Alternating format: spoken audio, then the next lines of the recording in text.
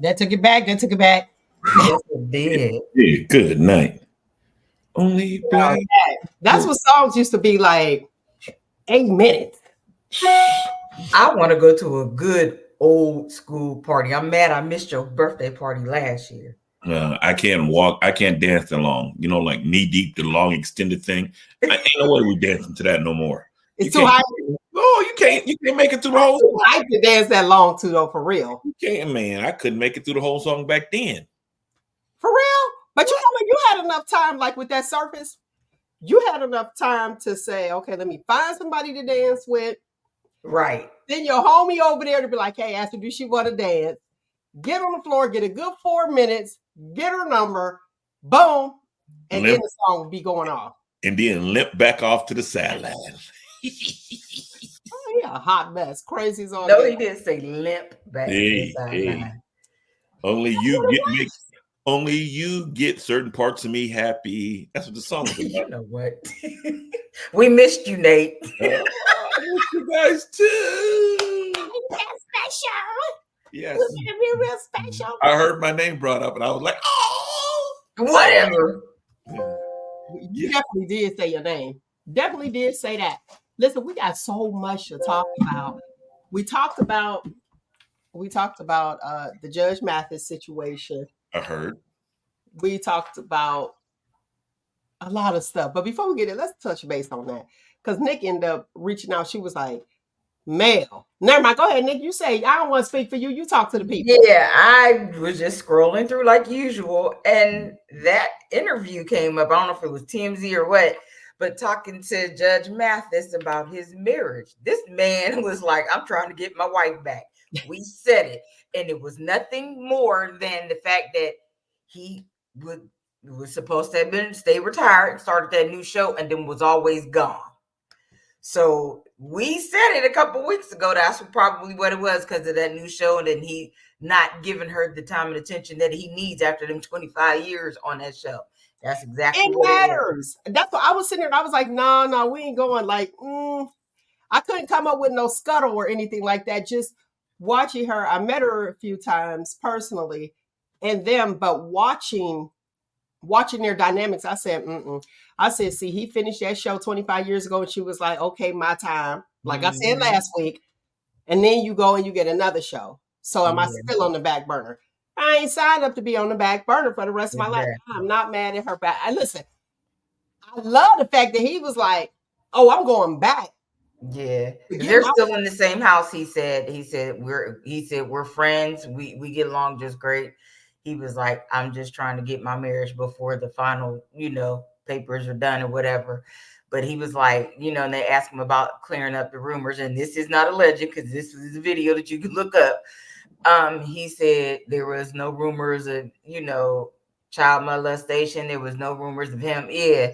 They had people just had stuff. He was like, no, I did not cheat. It wasn't infidelity. It wasn't infidelity. He said, but you have to look at it this way.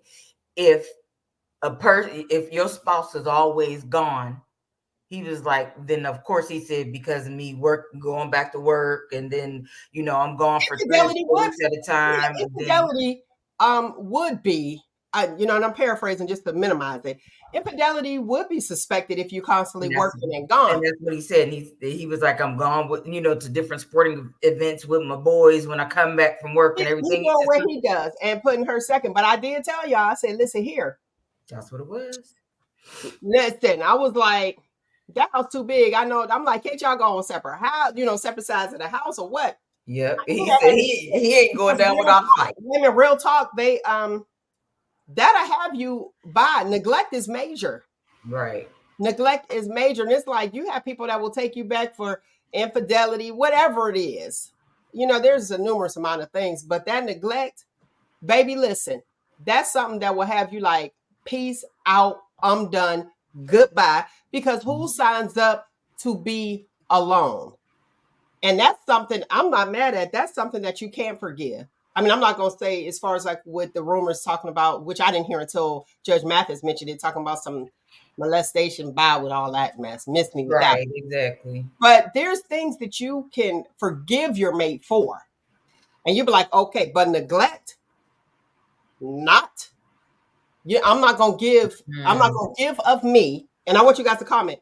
Give of me. Sign a contract to give of me for the rest of my life to be neglected. No. Go ahead, Linda. I ain't mad.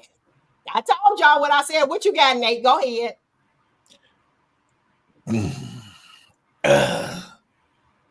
Yeah. That's how she feels. And I mean, that's her feelings are valid. I'm hoping he got enough in the bank so he can keep up with that way of life. But you know, he has to actually just bow to her wishes and her feelings. Excuse me, what was that, sir? Yeah. Hey, no matter how much money he make and this, that, and other, it's just to please her, he's got to leave it alone. Oh, I can't believe what I'm hearing from Nate the voice, but Nate the agitator. I'm talking about him. I'm not talking about, anything else, but I mean, if he wants to get her, he knows the sacrifice comes before the compromise. So he's going to have to sacrifice. No, that $40 million every 2 years for this contract for me doing the show.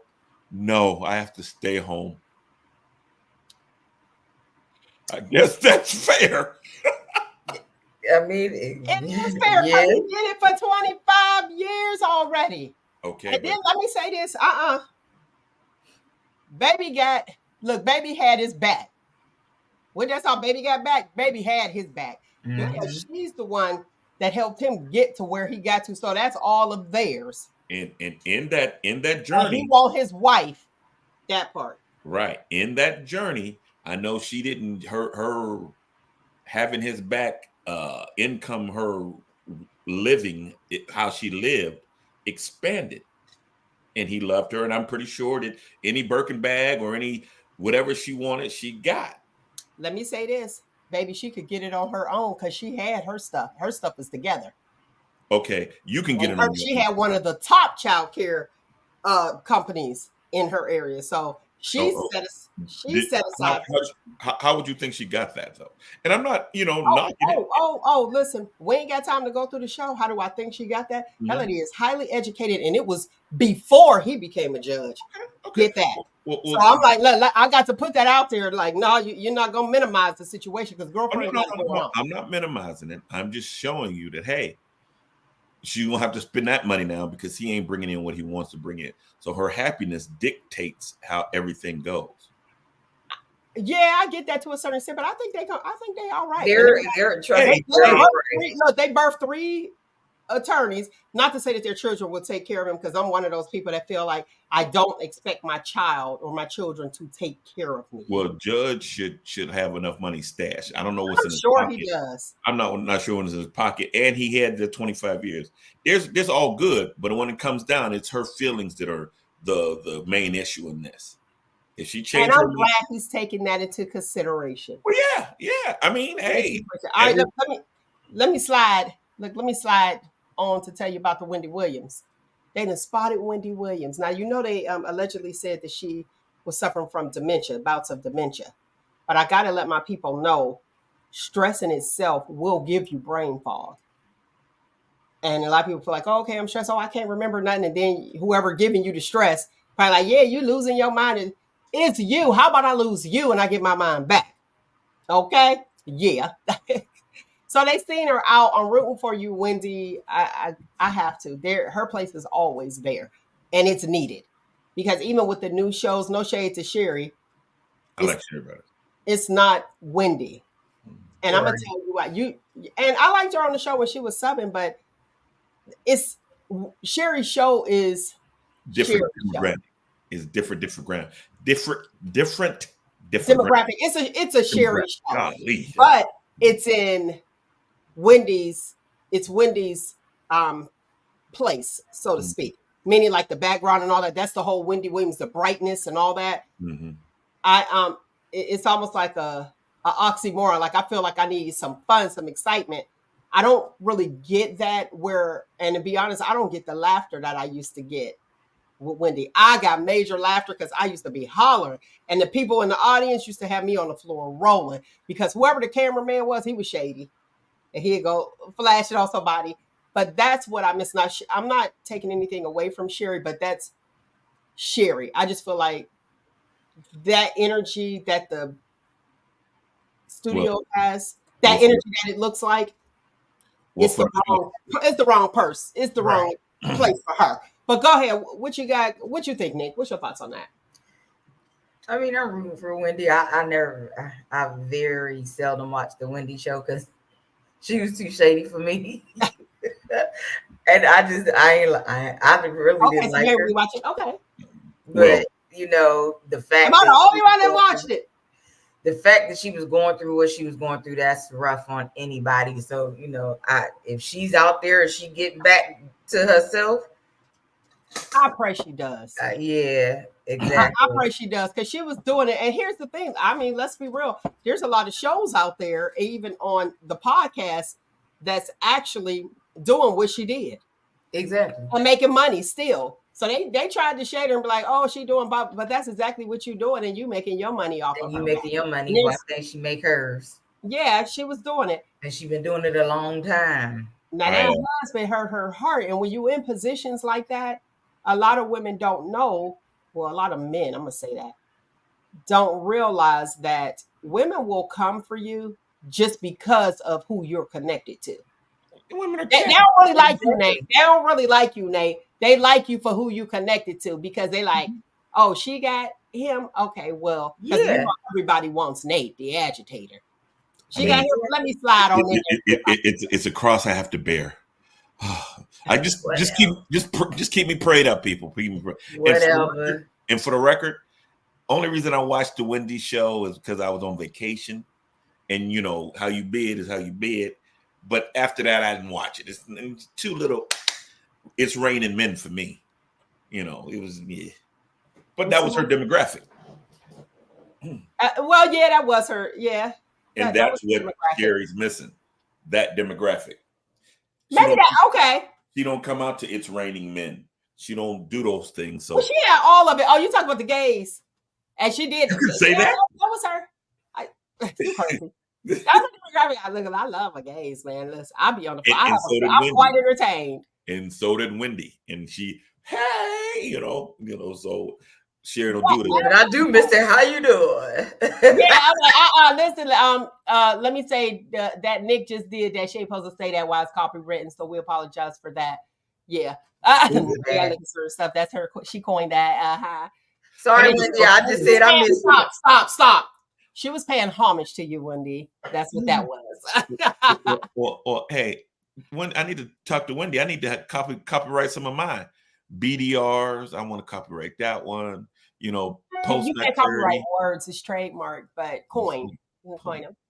Post-night. So even like that other one, don't say this one. I'm going to say it this way. It's getting ready to rumble. You can't say it the way that they say it. That's what it is. It's explanations and how you say things that you can't say that. See, now we did. Look, edutain the people. That's what we're good. That's so much going on. Got a great show for you, lovely people. And today's topic is good energy. We can sing a song.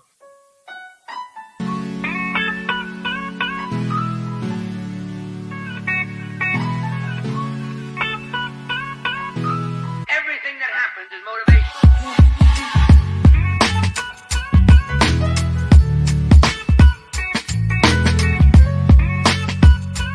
Everything that happens is motivation.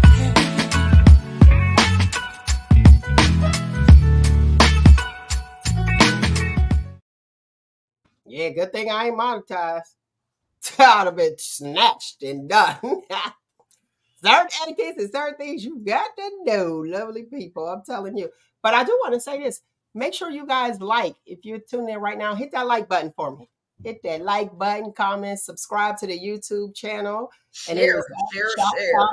Yeah, we do that later. But if you hit that like, that's what matters. So like, I need you to hit that like button for me right now. Thank you much. Mm-hmm. And I want you to comment.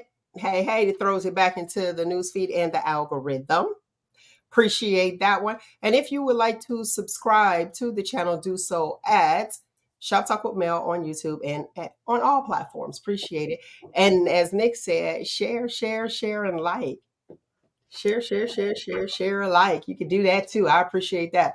Those liking those comments, that's what matter, real people. A lot of people didn't know that though. Before it used to be, because they switched it. Before it used to be share, you get it out there, boom, you get a whole lot of the views. Well, then they decided to change up on it. It's so much going on. They decided to change up on that. So now it's how many people are liking your content, because a lot of people were sharing it and they weren't liking it. So, and that's on the YouTube channel. So then you'd be like, well, wait a minute, all these people, because you know how they have like your subscribers. I think, we got a little bit of, 2 or 3 subscribers, but it's the likes. Nobody's liking it. Before you used to be able to view, but I guess now you can pay for views out here. So they like, no, we're not paying you for that. So what you gonna do? So like it, because I like you. We got so freaking much to talk about. We got the throwback. I want to put that out there for the lovely people who listen to Star 94.7 online. That is 947-star.com. It's the throwback holiday weekend. Hey. All throwback music. You said you wanted to go to a throwback party. Exactly. Put it on. You could tune in. And for those who do ask, because people do ask, Mel, how you be disappearing in the middle of the show? And I be leaving it to Nick and Nate. Bam! Because I have to do my talk break because I do them simultaneously. So if you're if you're watching Shop Talk with Mel now, and if you have your radio on or in the car, something like that, and you be like, okay, how is she talking and how is she here? Multitasker. That's what we women do. It's 2 of them. It's 2 of them. At it. We're very good at multitasking. Yeah, so when you see me disappear like you just did, just know I'm not leaving you guys. I promise you I'm not. I'm talking, doing what I'm trying to collect 2 checks. I know that's right. Ain't nothing nothing wrong with they say the average person should really have 7 streams of income anyway. 7 is a lot if you're fully healthy, but 5 I know. Look, I try. Get a couple more ladies in there. What you got? Okay, so we got Shop Talk with Mel. We got the book. You got the podcast. You got the other job I do on the side, nursing. And then you have the radio. Okay. You are one more and you be there. Unemployment. Oh, wait a minute. So nursing. Don't be putting nursing first. I'm a radio personality first. Well, yeah. Even though it's been, look, I'm on the down slope. That's been 20 plus years, way over 2 decades over. Okay, but go ahead. I know what you mean. Go ahead. I'm joking. Let me see. Okay, yeah. Well, you need 2 more. I don't know. I'm trying to have all 7. I ain't doing 7, girl. Bye. I'm trying to. I mean, you can do like the internet business. I'm trying to play. We ain't trying Listen, no, that's what I'm saying. You could these internet businesses now where you could just let the drop shipping and stuff. You ain't got to do nothing. Baby, you could go to the DoorDash, the Door and the Dash, dig a one, and they making a killing because people don't want to go to the store no more. Oh, when I sure didn't. Yesterday, I was like, Big Lots, Dollar General, ordered all this stuff. My shopper went, got it, and dropped it off at my door. Thank you. Nate, what were you gonna say? Oh yeah, I know DoorDash. When I was, seasoned when I was working, that's all I did. He would be there. I'd have it on my way and order it. Pew! I got my menu set up for different stores. What do I feel like today? I think I would do the Chick-fil-A. And you use the DoorDash too? Oh, what? Man, please. Everywhere but here. In any other state I use it in every state but here. Why won't you use it in your home area? You think somebody gonna take a fry? Well, yeah. And I might know them. So I pull up and I'm missing a fry, there's gonna be hell to pay. There's a bite out of my breast strip. Oh hell. Or they'll be like, this bitch ain't give me no doggone tip. He ain't getting his food. And I know you too, man. Please, you'll get you a problem. So wait a second. I need to address this. We talked about tips. Is it really expected? Like that's the job you signed up for. So if you feel as though that you don't have enough money, why are you depending on me to give you a tip? I pay for the service. Man, it's a tipping industry though. Just like let me tell you. When I did Lyft, I didn't expect it, but those tips are definitely appreciated because what they charge the consumer versus what they pay you. Yeah. those tips are appreciated. But you signed up for that job. Yes, I did not expect tips, but baby, like when I say them tips are appreciated, they are. They don't expect it, but they're appreciated. Trust me, they're appreciated. Yeah. I done had a couple people where I would take them somewhere, and this one lady, in fact, two of them tipped me. The one lady, she gave me $20 tip because I ran her all over the place. I was supposed to just be picking her up from one place and taking her home. She gave me tips Okay, come on. and everywhere. And then she turned around on the app and tipped me another 30. I was like, thank you. I had another lady give me 30. That's nice. $100. I didn't have it. Wait, okay, we get that, but it's expected now. I see, not for you guys, but yeah. When I went to go get me a nice little cup of what did I get? One of them desserts, as my cousins say. When I went to go drink my morning dessert, coffee with all the whipped cream and stuff. I was like, "Do you want a tip?" Remember, I told you I was upset. I went through the drive-through. All you did was clocked in, and you asked me, "Do I want a tip?" No, this is high.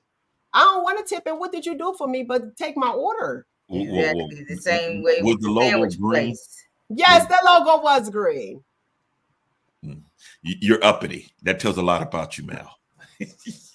Yeah, because me and Mel's regular spot, yeah, spot, they don't do that. Down. Hey, I go to the original. I go to the other one. McDonald's? No, Dunkin'. That's what we talk about. You said green. That's Starbucks. Wait. Now, see, that's not the original. Dunkin' came after Starbucks. Well, whatever. Yeah. Well, whatever. I've been doing it for a long time, but I'm not anymore. Let me say this real quick because we got to get going. For the people who like, because I'll be saying Buc-ee's, the people talking about Starbucks, the people who like Starbucks, before they used to give you points. So you could get some off on your drink, almost like the gas type thing. Mm-hmm. Well, those points, they do, for every dollar you spend, you get a point. Now, if you spend $5.49, you're only getting 5 points. But guess what I found out? Now they done put a cap on it. So I quit them. They done put a cap on it where you have to have so many points before you can use it. Oh, okay. I quit. They got fired. Now, I want to talk about this situation. Wanda Smith. Y'all remember Wanda Smith? Wanda Smith was the radio personality that tried to roast Cat Gatter. I mean, he threw a spick in her and spent her, didn't he? Oh, Lord. She is out here saying that her career has completely been destroyed because of Cat Williams. I'm going to say allegedly because I read it somewhere. Okay. Well, you went into the fight. How can somebody destroy your career? Listen, that's just like fans like the Beyonce fans, they do not play about her. So the Beehive don't play, just like Cardi. To destroy her career. Were those her people anyway? Was that her community? Well, so if we use Beyonce as an example, that's not her community. She's in the comedy world, but there's a difference between being funny and sitting there having a conversation as we do than doing stand-up comedy. There is a difference, people. Well, she got into the ring with Mike Tyson in his prime, and she had 2 weeks of training. Now she mad that Mike Tyson do what Mike Tyson do. So she got knocked the hell out, and now she mad because everybody laughing at her. You ain't supposed to get in there anyway. He told you when he came to the thing, this is what I don't want to talk about. This is what I don't want to talk about. I seen his interview about that. He told her, we're staying away from these things. What did she do? Let off with those things. She did lead off with those things. And it wasn't even his interview. He was there for what's his name? The tour or something like that? Mm-hmm. Yeah, she was off, and it wasn't him. It was not D-Ray. It was one of those, the light-skinned one with the freckles. That's a lot of them. Oh yeah, the one. Yeah. He was there promoting helping his friend. He came with his friend to the interview. Then she went in with stuff that talked him into coming on the show, and then led with that. But I feel as though that she had a personal agenda because he said something about Tiffany Haddish, and that's her girl. And so you didn't listen. One thing you gotta know, just as you said that analogy, getting in the ring, you gotta know who you're getting in the ring with. So if you're getting in the ring with this dude, and now you're saying he destroyed, how did he destroy your career? If You you Your want, career couldn't have been popping because you will have your community just as he has his. well, she learned now. It's just like, hey, don't touch the stove. It's hot. Well, what's hot? Touch the stove. Go ahead, touch the stove. Won't happen again. Okay. You said it No. ain't happening again. No. Go ahead and touch the stove. Ow! Yeah. That's what I told you. Don't I touch think it. that's a lot of nerve for people to blame other people for. Victim mentality. Is it What? Come on. her husband? What one of the viewers said, her husband had pulled the gun out on this man, and who's the real victim? Right. Your husband had pulled out a gun on. Trying to. That's the Will Smith thing. That smells of beta. Yeah, that just A lot of people didn't know. Honestly, didn't know her because I didn't know her until he came on the show. So to me, he kind of helped her career. Yeah, because I didn't know who she was until Right. you said, the lady who interviewed. The lady, right? Yeah. The lady, because that's who she was. 'Cause I You didn't know gotta her. see it. What about the child, the 11-year-old child, who put the eye out of that assistant principal? Oh yeah. So let me catch the people up who don't know. I'm gonna set it up for you.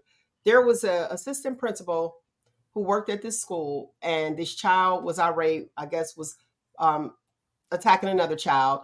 The teacher in the classroom, she got all the children out, and she left the room, and the child was in there destroying the room himself, just tearing up the room, throwing desks and all that stuff. Assistant principal comes in to handle the situation, and she lost her eye. Now, let's push forward a little bit to what I want to say. The parents, I'm going to say allegedly, because I didn't hear them, on there, and then we know how the computers do. The parents want grace for the child. Now, let me rewind this a little bit. When the assistant principal lost her eye, I don't want to go into the gory stuff, they called the parents to pick the child up. The parents to pick the child up? No, it should have been the police. That was Period, grace point right blank. there. That was your grace. Your grace is used right there. Right. But guess what? In 10 years, I'm going to be scared to leave my house. Here's my thing. I said, this is what give grace their child because he has an IEP. I said, at least your child got an I in his EP. Exactly. And what we do? What is the problem here? And some of these places, and I want the teachers to come on because I see a few of the teachers. It's a hard job. So you don't get paid much. I'm teaching your child. Then I got to fight your child. Listen, that would have been the tap. Go ahead and clock out. That would have been little angel on my shoulder. Go ahead and clock out, Mel. This is it. Mm-hmm. And these children with behavioral issues, violent behavioral issues, are coming in under the IEP. Now let's look at it this way. You say, okay, they have an IEP. It should be certain like levels to this. A IEP level 1, 2, whatever. Right. If you know your child has violent tendencies, why are we allowing this to happen under the IEP? Do you remember the one teacher's assistant that got plummeted and that was on video? Remember that one? And that child is up for the court hearing just came up this year. Mm-hmm. We was talking about it earlier. Here's my thing. The teachers have no recourse. Wait, and the mother want her son to have grace, wants the courts to have grace on her child who could have killed that lady. No. Yeah, exactly. No, because guess what? He got grace to the point to he can do that to her to that day. He's been having grace. Exactly. I mean, you take whooping and corporal punishment off of these kids, they ain't scared of nothing, and they don't listen. I went to school to be a teacher, and I mean, I'm a big black dude, but I don't even scare them no more. And now these younger kids, in 10 years, they're horrible. We won't be able to go outside of our homes. It'll be martial law imposed upon ourselves because we're scared of the children. Who's scared of the children? Okay. Almost made me cuss. Okay. Well, you don't be. Well, tell you what, you going outside. What if you ain't scared? I'm gonna need you to pick me up a couple things and bring them back to my All house. right, I'll bring it to you because My girl, because I'm not. No, listen, because I know I'd have to lay them down or something like that. Exactly, and I'm not opposed to that. Sorry, not sorry. The issue is us as a society. This happened. This could have happened anywhere, because every school's like that. No teachers have any type of authority. Right, but you want to know one of the reasons? Because the younger generation started hollering. They don't want nobody saying that to their kids in the village. Right. There's no more village. It all stems from rights. You have to have a job in my house to have any say so or anything. My kids can't come in here and dictate nothing. This is my kingdom, and this, that, and so when I go out, I treat people accordingly, and my kids treat people accordingly. These kids been bullying their mamas, their grandmothers, and everything else. You think they're gonna come respect me? Exactly. The mamas and the grandmas need to start putting their foots in their behind, but it's too late. Why is there an issue with saying your child is not allowed in my house? I ain't got no issue with it. We don't have issues with it, but we're grandparents. You don't hear that on the parent. Let me tell you something. True story. I had a relative that would come to my house. That's my girl. And her boys, I guess they was learning how to go to the bathroom. Well, y'all pissed on my floor. I said, and I said, they're not allowed to come to my bathroom no more. Because, see, that's disrespectful. You go pee on my floor. Wait, pee on my floor. And the paper towel, you can't put it in the trash can back there. They could go to McDonald's. And I meant that. Well, the boys go outside. I got a cactus. I don't even want that outside. But still, if you cannot respect, and I was younger, if you can't respect my crib, you got to ride out. And that's where people need to be. And I think that these principals need to back these teachers, honestly, because I'm going to tell you, being in that environment, I was a school nurse. I loved that job. I did. Because I got the opportunity to be with the babies. But I have seen where principals weren't backing the teachers. They can't. The teachers was afraid. And some of you, I see one that was on there when I was the school nurse, okay? Teachers are afraid of these parents.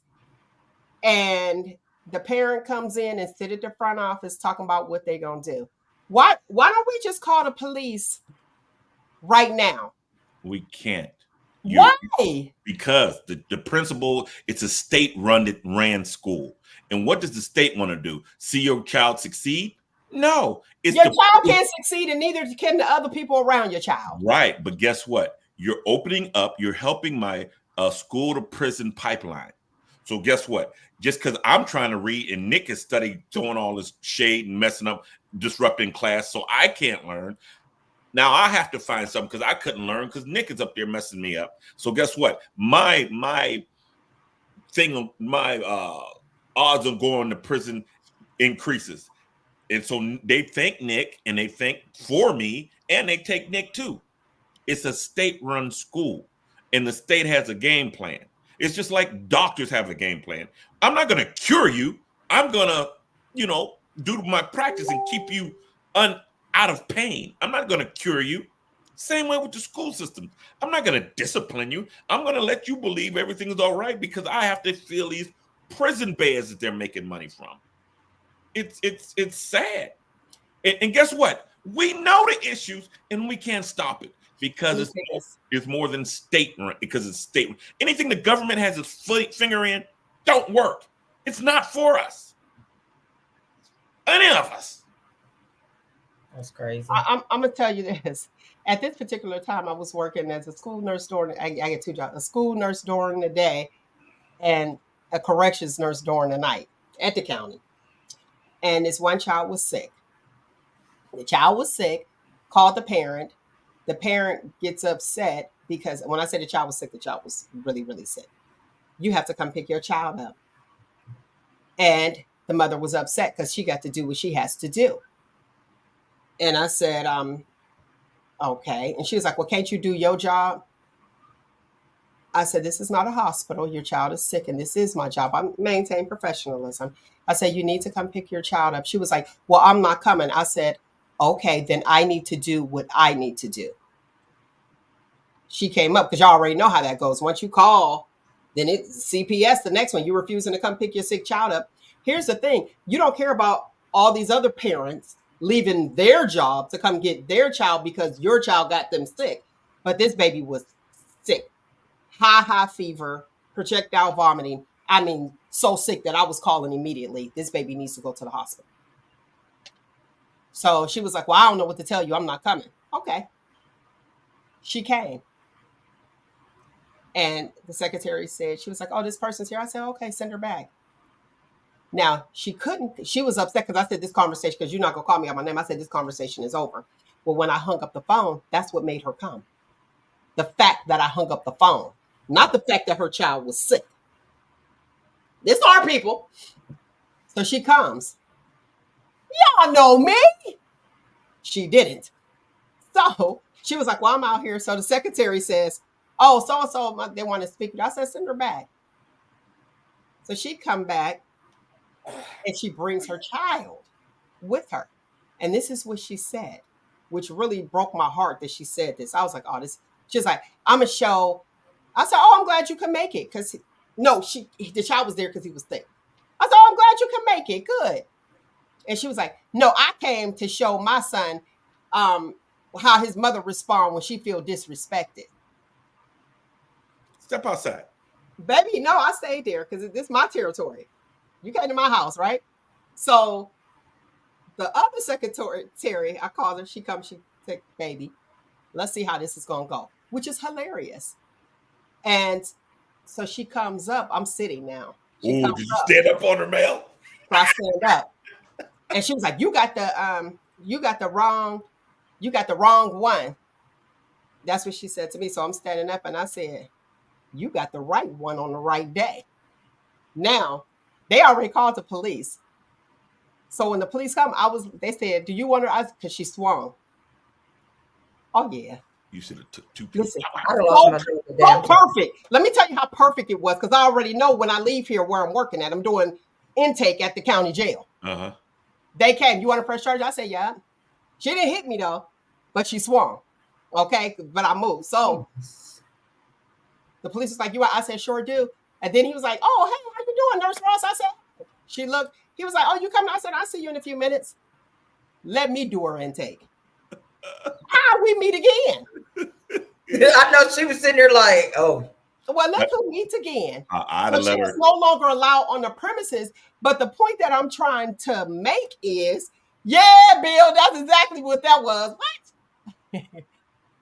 The point I'm trying to make is, you care more about being, air quotes for the listening audience, disrespected, and teaching your son that this is how you respond when you feel disrespected than your child with 103.4 temperature temporally up here, not orally.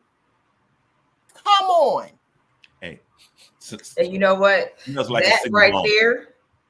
What you say, Nate? Wait, let me hear what Nate had to say. That smells like a single mom. You know what? Stop it. It is. Any guy can tell you in the comments. They'll be like, yep. But listen, though, that type of attitude right there about being disrespected. This is how you respond when you disrespected. That is why we are burying so many of our children now.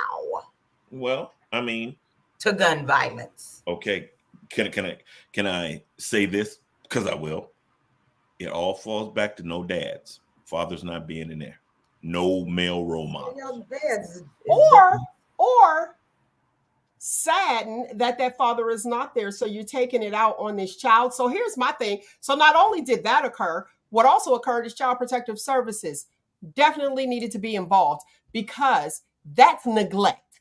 Yes. A lot of people don't know. You won't come and see about your sick child. That's neglect. Got you. A form of abuse. People look at abuse as just physical, verbal.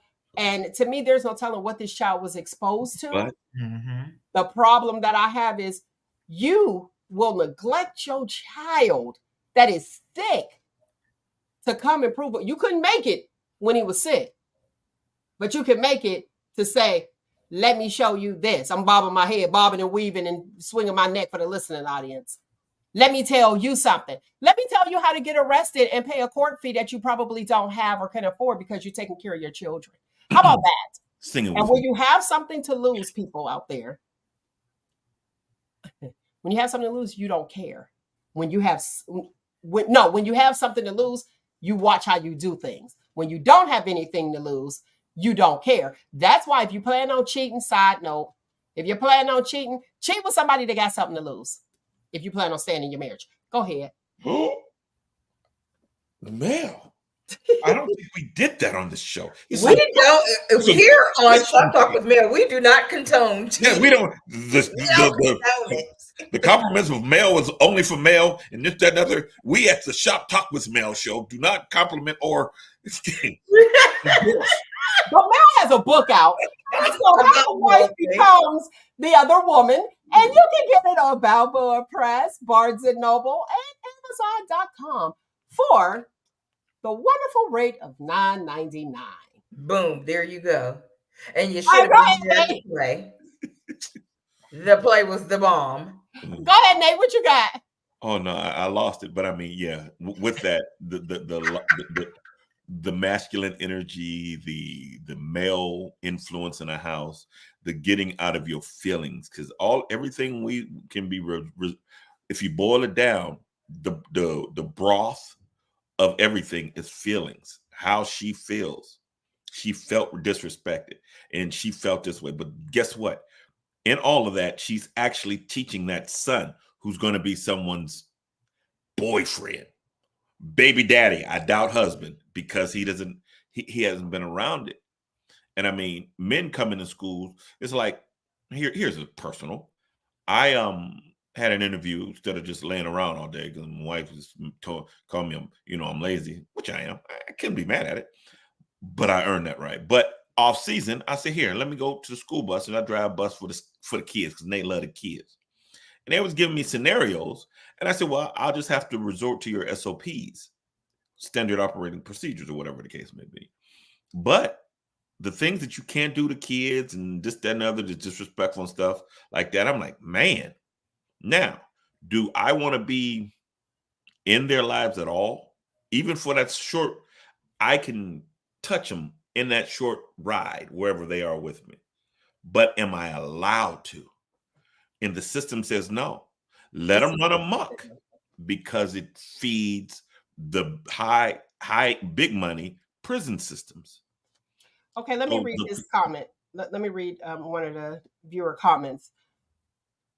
These children have no example. This is from Elaine Wood. These children have no examples. The parents and grandparents are why these children are like they are. Now, this is where I want to get to. She had a parent tell her that she was picking on their child that had 4 write-ups in a week from 3 different school teachers. But she was picking. See, these is our babies though, because they could do no wrong. Let me say this. Let me say, to speak to Nate's point on previous shows, these are mothers talking about their sons. The young man with the eye, they put that assistant principal's eye out. Let's keep following that, story, because that's horrific. But her son has an IEP. The young ladies whose son, they said he had these issues and plummeted that assistant teacher. And if he would have killed her. I mean, I saw you. We got video footage of that out there. Mm-hmm. And she said, please ask the court to have mercy on her son. Her son will do a lot better and learn a lot more. Sad to say, when he goes to prison, he will learn. He's going to learn respect. There's no way he's not going to come out of there not understanding respect. Because in prison, if you go to a male's prison, it is ran off of respect. Disrespect is not tolerated. So the stuff you get away out in the street because the way you feel, there's consequences. And it's sad that they would have to go there to actually find consequences. Because we as parents aren't allowed to give kids consequences anymore. They are feeding the prison system. And if you go to a predominantly black school, hey, you the good food. You filet mignon because they want to eat you up immediately. They order you the best top thing on the menu. Public schools, oh yeah, they can do no wrong because we got a place on my plate for you.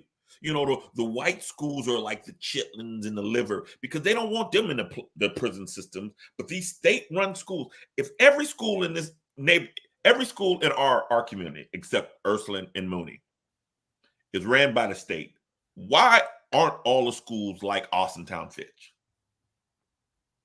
Well, I know you're going to break it down to city and taxes, Okay. but if the state's running it, the state is more than the city. Why does the city, my city taxes and how many people live here, dictate how you treat or teach children? That's a state fund. It should be state funded. It should be across the board. I had to pause on that because you have a point. I remember going from Hayes to Volney. I was straight A at Hayes. I got over to Volney and was getting low B's and high C's. What happened? Well, the grading scale was different right across town. So But I get you on that.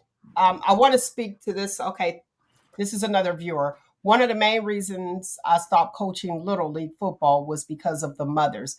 They were total buttholes. The kids that had fathers, they were cool. It was just these kids that had mothers in the house. So there was an issue with the scene. Listen, I seen it. I have.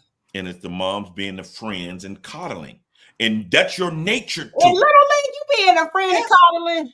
Please, Little League is worse. My baby wants to play. And he's a young baby trying to learn, and having a man without there to show discipline or say, hey, you got to be better. No, I know you can't shoot free throws or you 5'8". You could be in the NBA. I'm like, nah, here's it. Perfect. I got two grandsons, a 10-year-old and a 7-year-old. Now, the 10-year-old bad in school, and he gets, I'm whop. He's light skinned, so I keep it down low so y'all can't see the marks. But my 7-year-old, quiet and this, that, and other. I put them on the football field. My 7-year-old is a complete monster. Is that because that's your grandchild? No. I can some film. I'll be proud. Oh, I'm proud of him. But he has to answer to men. My son's down there at the football game at practices. I'm there at practice and football game. You know, a stepdad is there. He has male support, and he has that system where we ain't just coddling his feelings. Because the 10-year-old, I got a whole bunch of stuff for my 7-year-old, and I'm telling my 10-year-old, hey, dude, you don't get nothing for free. You ain't working for it. You up there chasing butterflies on the sideline. Your little brother is in every play. That's why I got him the visor. I got him the rip pads. We got him the nice mouthpiece. Oh, he's sweet. But he has to earn it. And my older grandson has to understand, oh, they don't love him more. No, he earned this. But that's what needs to happen. Mm-hmm. Let me tell you, I'm on the sideline Little League. There was a young man that was there. His dad got him playing football. And me and my homegirl, Yana, we sitting there. We got all our snacks that we bring for our children, but we got extra stuff, you know. Mm-hmm. We on the sideline in our chairs. True story. We already know, like this young man, he was the guy, he comes up, he's like, yeah, he needs to get in the football, 130s or 115s. 130s, the top one. Just starting. He was like, yeah, he with his mom, he need to be playing some football. So we looked at each other. Dad didn't know. Dad back there ready to see the game. Listen, I got up to do something, probably go into the cooler. Dude got hit one time. Let me tell you. They up there, they, blew the whistle. And then finally, this was for the Braves. I'm going to say who it was, not the child. The Braves, they blew the whistle. And then the ref was like, we missing a player. Guess where that player was at? That baby was sitting in my chair. He got hit one time, no lie. Boom, turn. He sat in my chair, had his leg crossed with his New Bethel Brave uniform on. The dad was so mad. We laughed because the coach looking around like, who we missing? I was like, That was not his ministry. It was the funniest thing ever because he had to be like about 10, 11. So the dad got really upset and then he wanted to drag him off. No, this is not what he wants to do. We saw it, but dad was pushing him into doing something to kind of make him more, air quotes for the listening audience, masculine. So I asked the question, is that okay with you? Yeah. Yeah. Yeah. My oldest grandson, oh, we don't quit. You started, you finishing it. Now, if I could come and watch him sit on the bench all year, he's gonna go to practice and he's gonna just that and other, and he's gonna watch his brother get the accolades and stuff. He's not gonna quit. Because as soon as he can quit and do what he wants to, he'll do it for everything. And that little boy that came and sat in your seat said, this is what he said. I ain't got to put up with this. My mama, I can be home with my mom. Let me tell you, to do this. And that's exactly what you're showing him. Here's what I have to actually tell you guys. He never got in the game and never played. He always was on the bench. When But they he went to practice, with Coach John, when he told him to come in the game, he actually was like, me? He was shocked. We all was shocked. So we're like, yeah.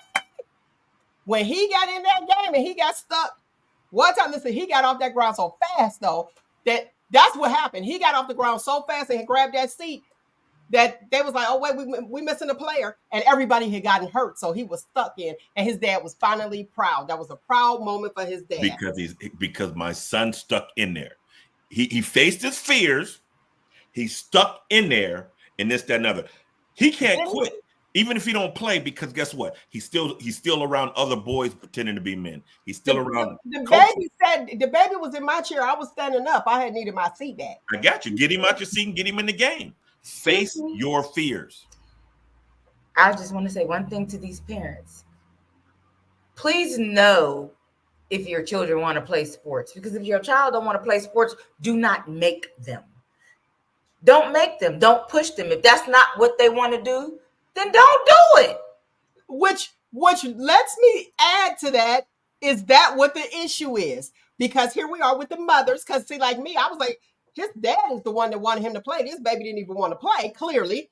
And you saw the end result. So me and Nick as females are like, why are you even here? Where you're like, at least he in the game, here you go. Camaraderie. He's around boys his age. There's gonna be a pecking order. Now, if he don't start this, that, and other, he's still gonna have to run the laps at practice. He's still gonna have to practice, and he's not in his room playing his video games. So you can't have it. If he don't want to play, he can stay home. That's exactly how you sound to me, Nick. Well, if he don't want to play, hey, listen, you got to get out here and do something. Sitting around. Yeah, I ain't saying just stay home, but if football's not what he want to do. Okay, guess what? If football is not available, it's track, basketball, volleyball, something. Okay. They might like something else. Well, here's the thing. If you said choose your sport, I can agree with you.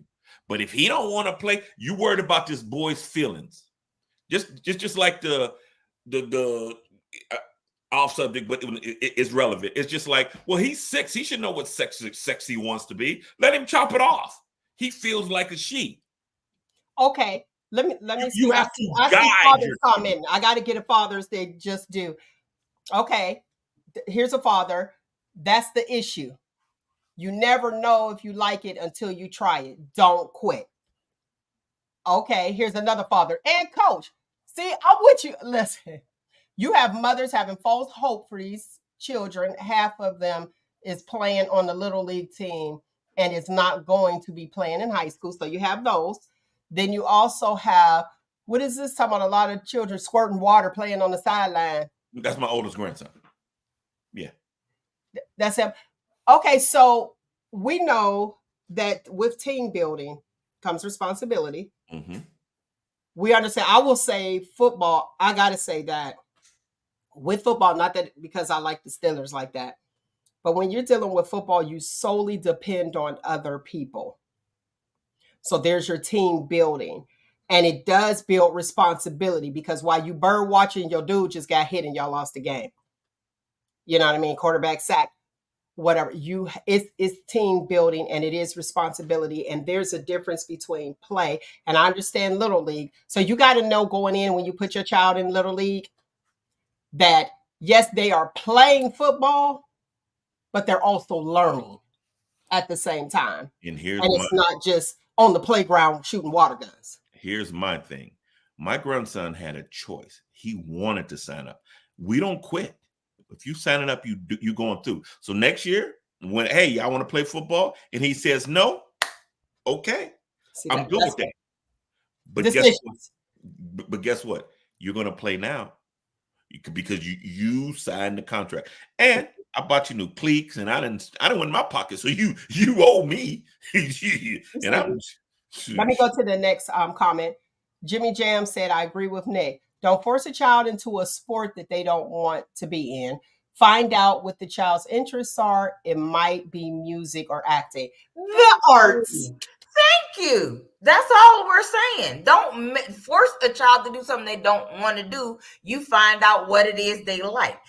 Your oldest grandson might not like football. He might like basketball. He might like soccer or volleyball. Find out. And if that's but what I do agree with both of you guys. I agree with Nate though. If you choose, you made a decision. You can't quit. I was like that with mine. Whatever it is that you want to do, you got to ride it out. There's no quitting in the middle. Oh, okay, they won't be back. Oh, absolutely not. You made a decision. My grandkids, if they're not taken by their mom, they're taken by their uncle or me. They don't miss practice. And guess what? If you don't play in the game, my oldest, he's running laps. One of the faster kids.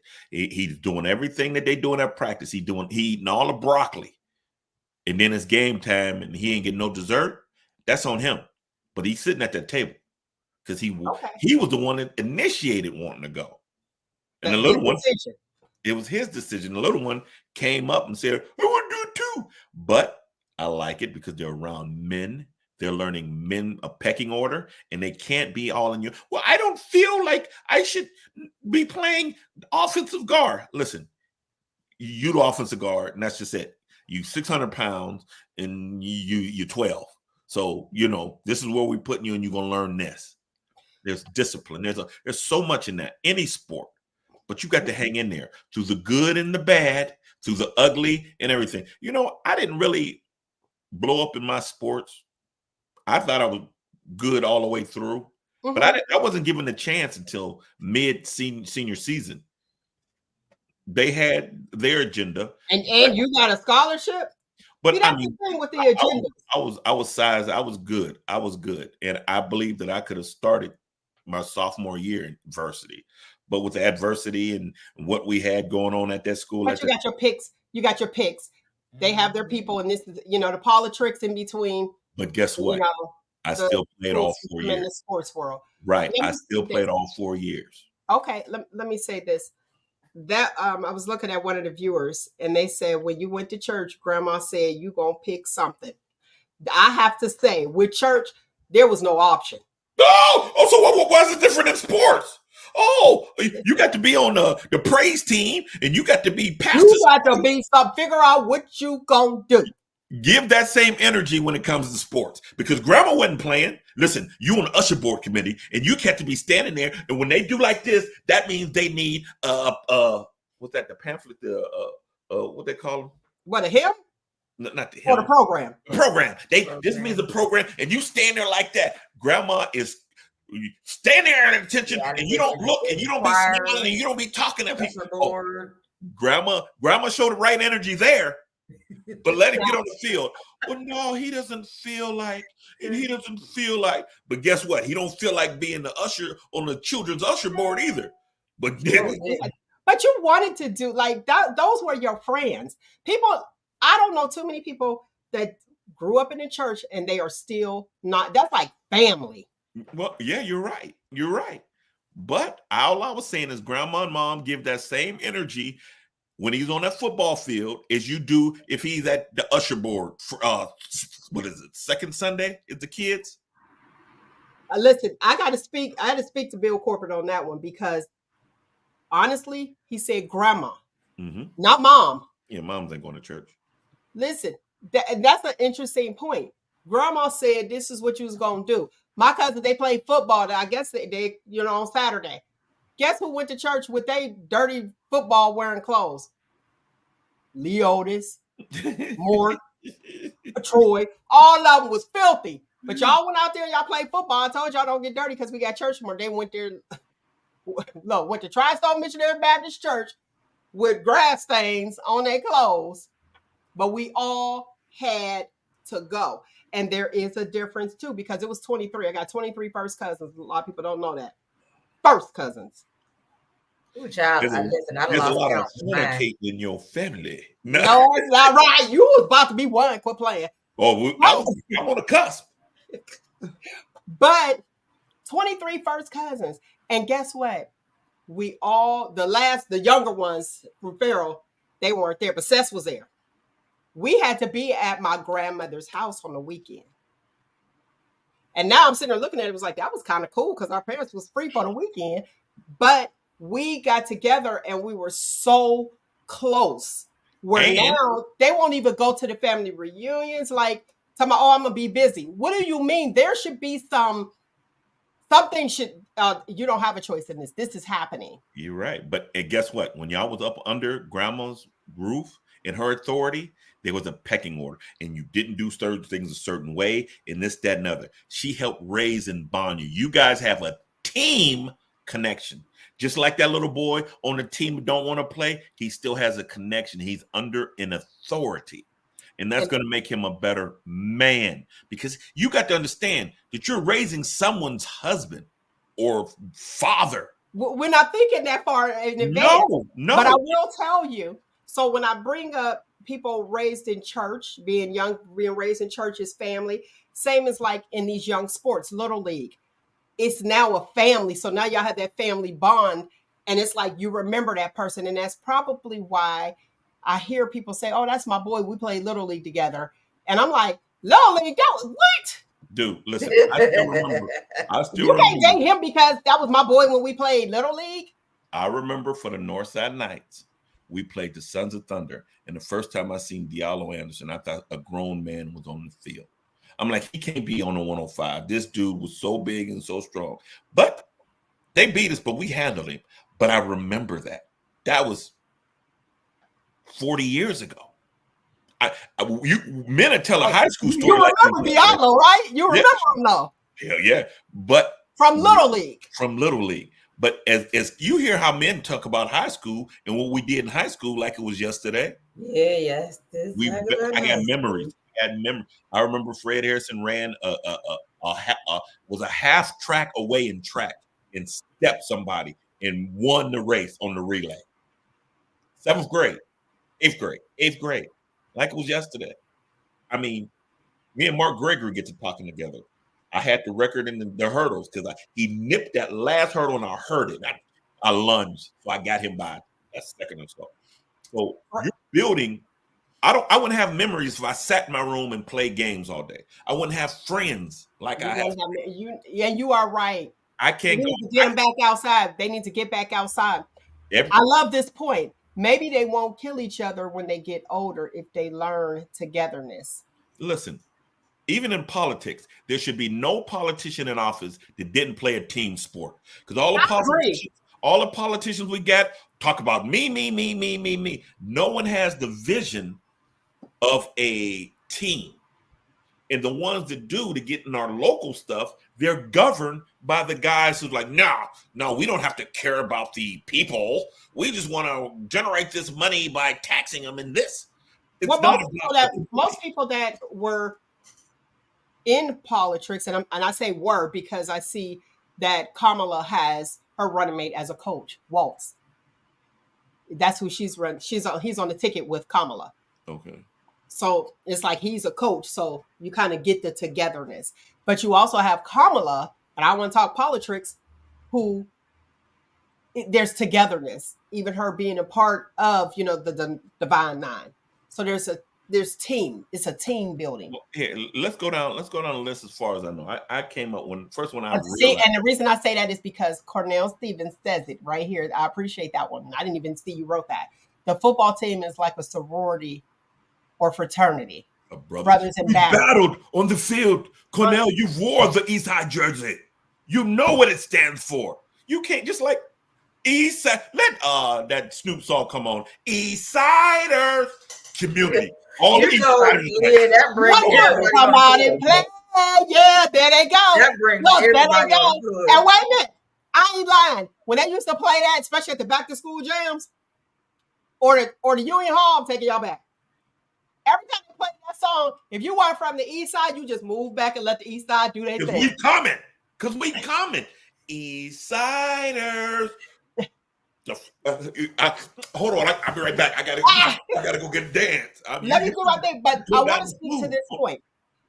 Bill said that maybe they won't, and I read it to you guys, maybe they won't kill each other when they get older if they learn togetherness.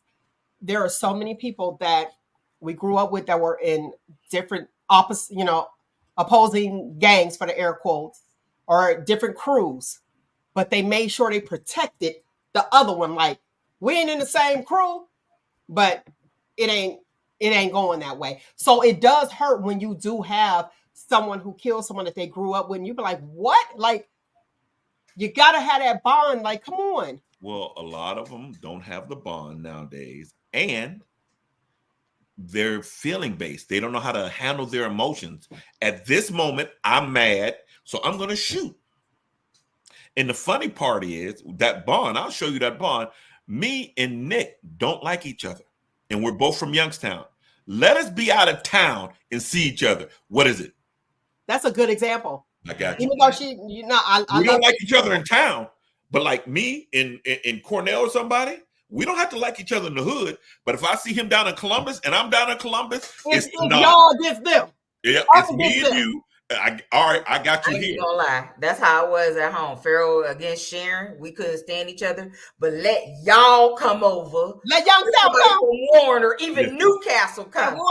We listen. Pharaoh and Sharon got together like what? This our territory. What y'all want? Yep.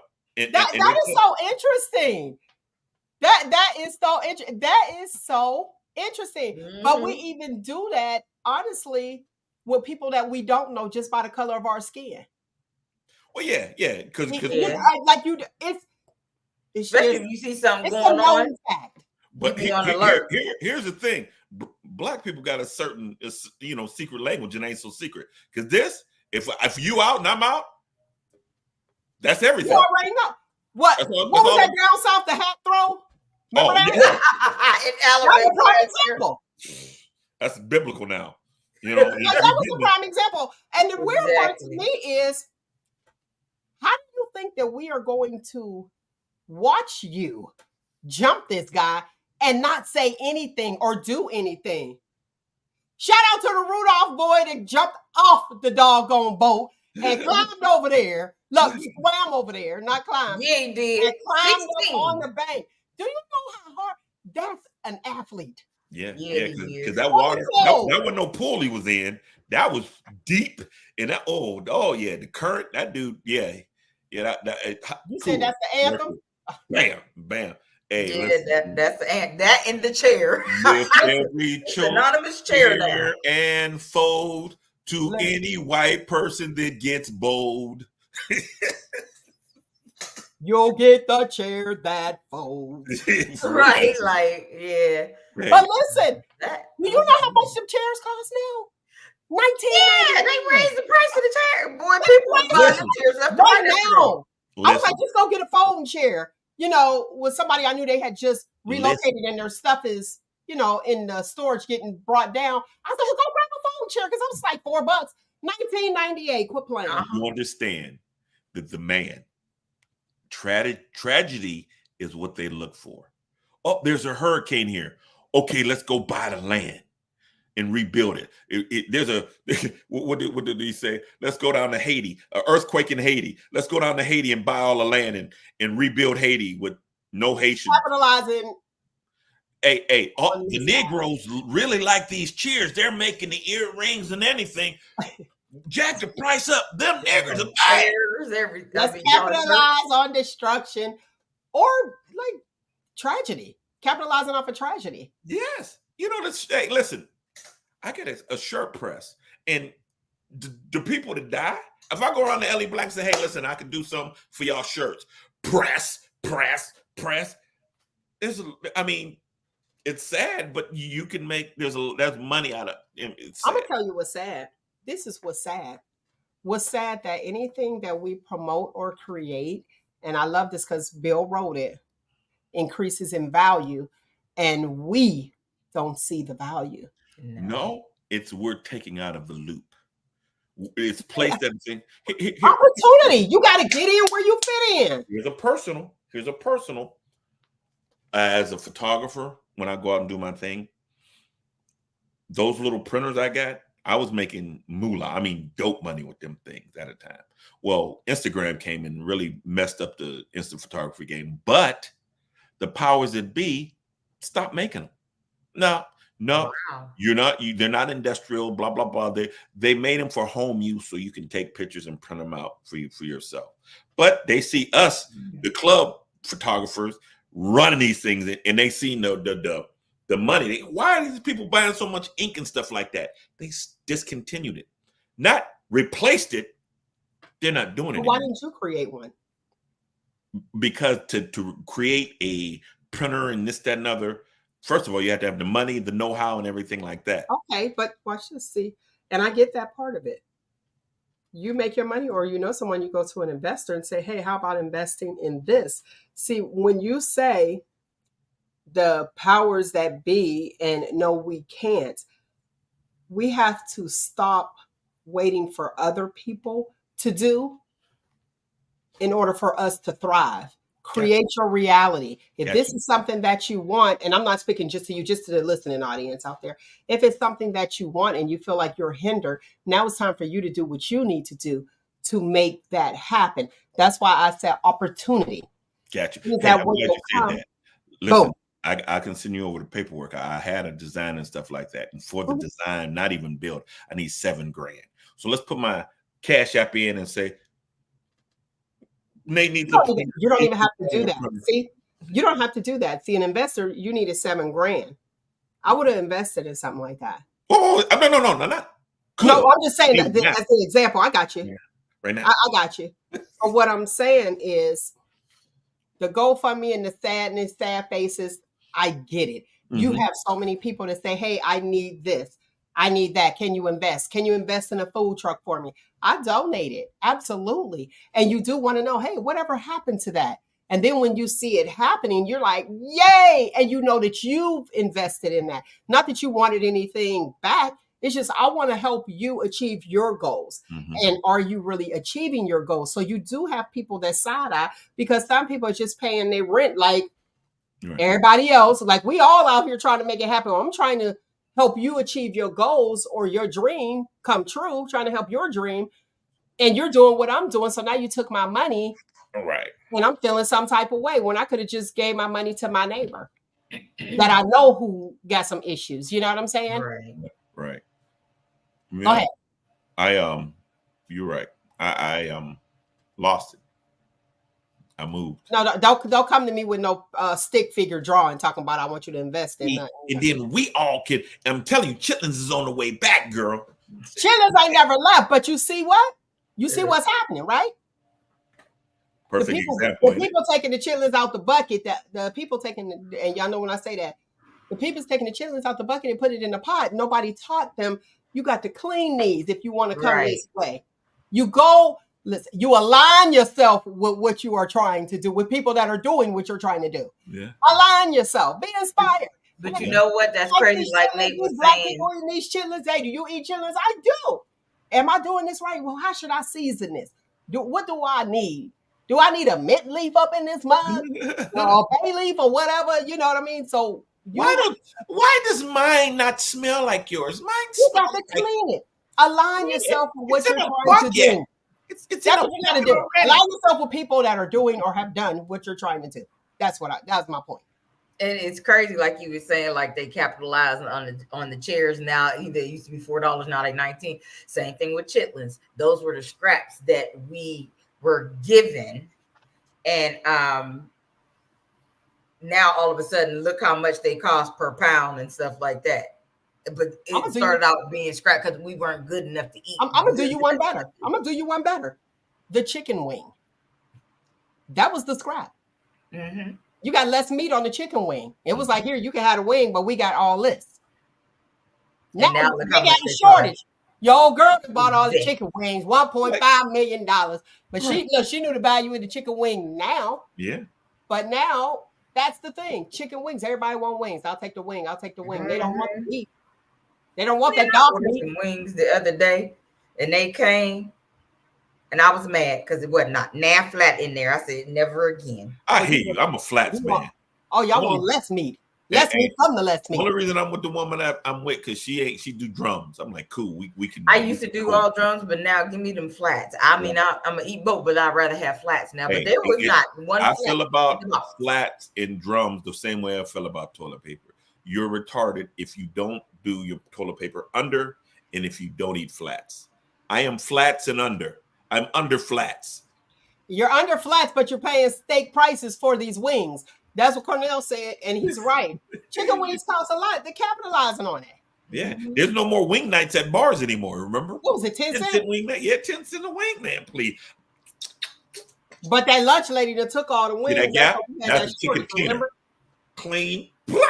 It's an artwork.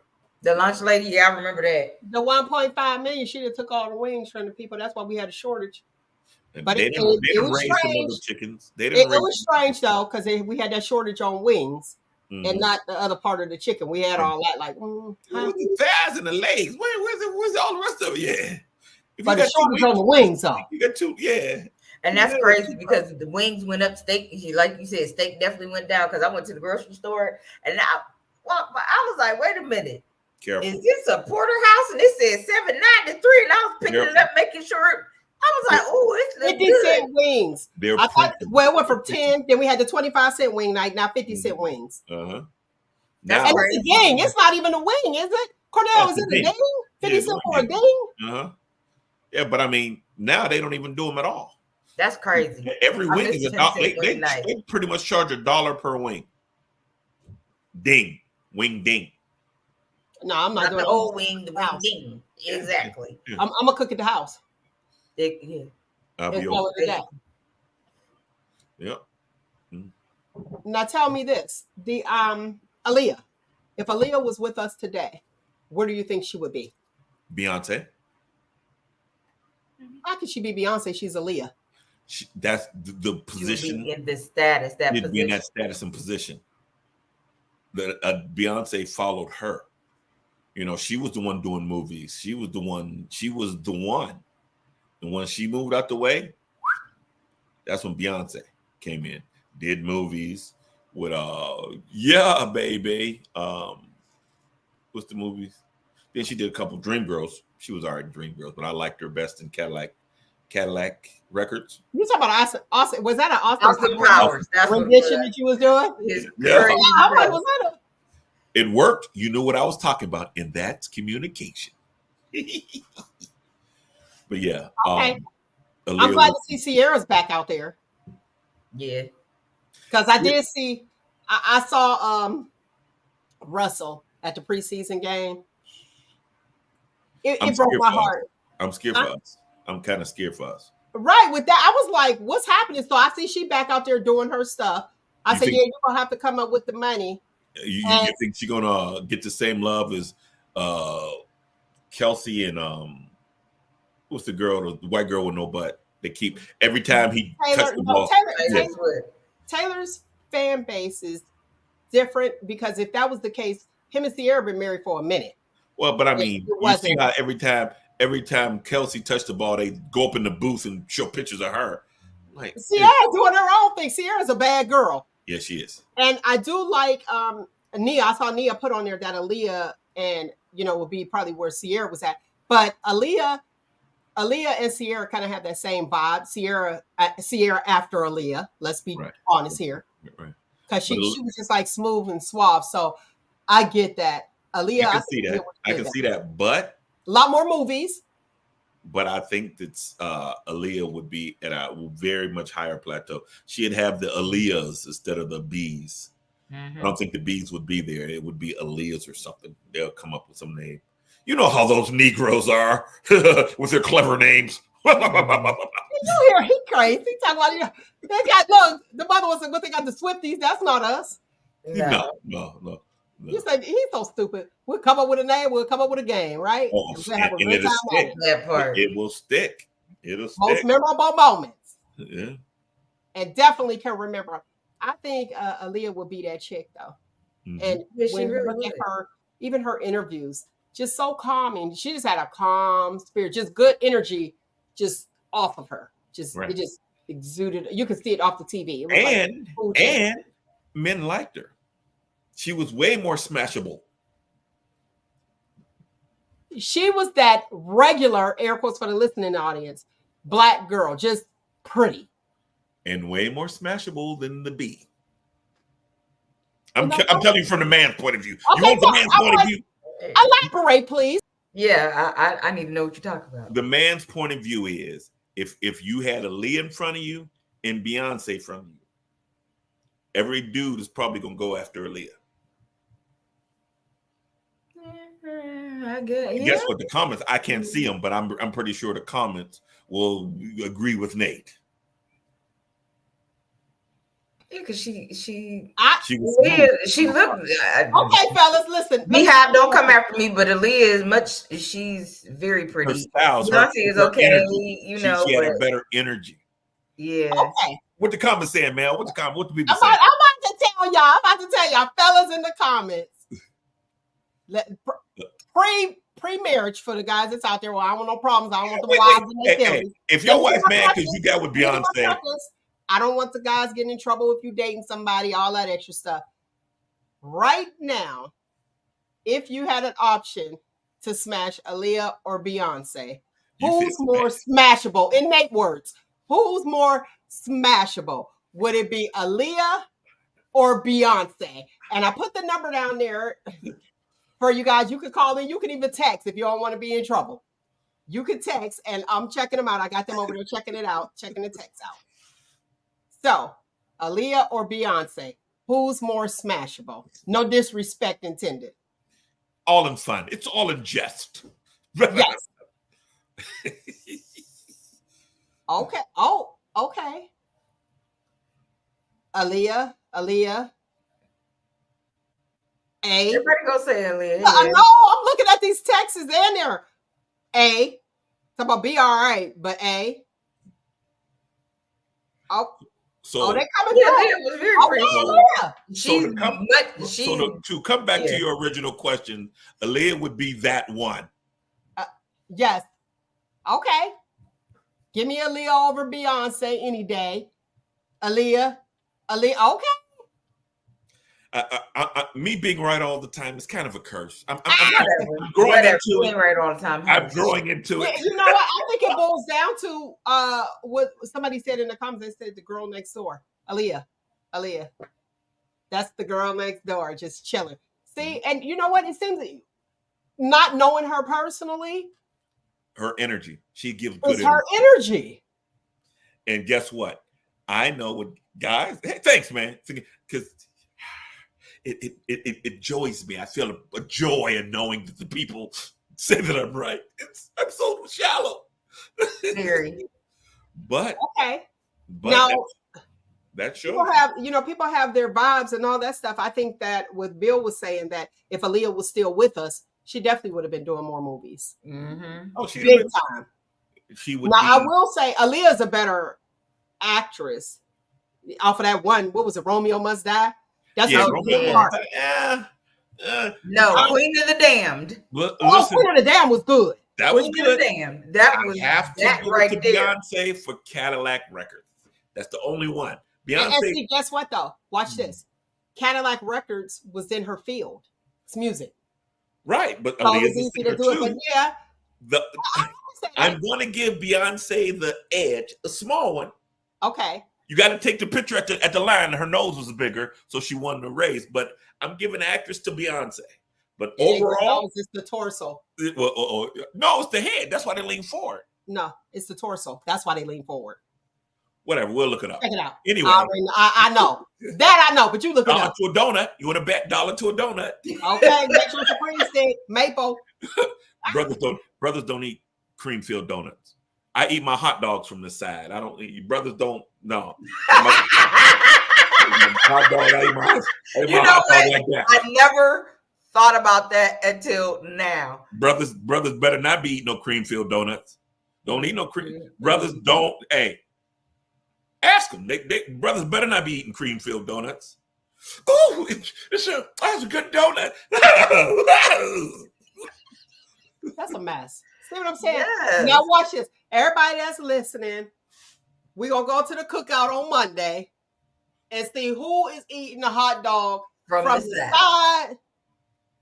And we're going to see, do they break the hot dog or do they eat the hot dog? Yeah, you can banana it, break it off with the ketchup food. mustard. Messing up the whole food experience. Hey, I don't make it. Now I'm going to be sitting there like. I don't make it. You're going to look at a guy different if he takes his hot dog and says, I see plenty of them eat their hot dog like that. But it now, never dawned on me until now it's different. Just like the hand holding thing. After I tell it to you, I ruin it. You look at everyone like that. I want you guys to look it up. In racist, it's the torso. Go ahead and look it up. Cornell. Yeah, we're Cornell. That's our research. That's our research guy. Yeah, Cornell. But it is just for the other people that's sitting there, like, oh, you're gonna be last. It's the torso. Okay. Well, anyway. Go ahead. Cream filled donuts, no. Hot dogs, no. Bananas, you break. Let me ask you this, man. Okay, sure. The man that you are. Okay. When you're at a cookout, do you watch women eat hot dogs? I don't go to do it, but I mean, it doesn't seem out of place. And like, oh, there's several hot dogs. It don't seem out of place for a man either. Then you just eat the doggone hot dog. Okay.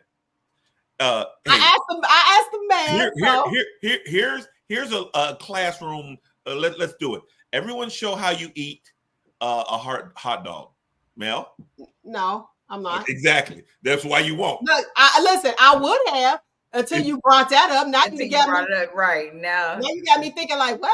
I've changed your life forever. You'll probably be eating a hot dog under you. You probably be take a piece of paper and be like, hot dog the same way. It don't make no difference. Hey, guess what? That's why you've been man folk tired. They like the way you eat that hot dog. Hey, here's a Nate the Agitator tip. Woman, if you're looking for a man, keep a cream filled donut on you.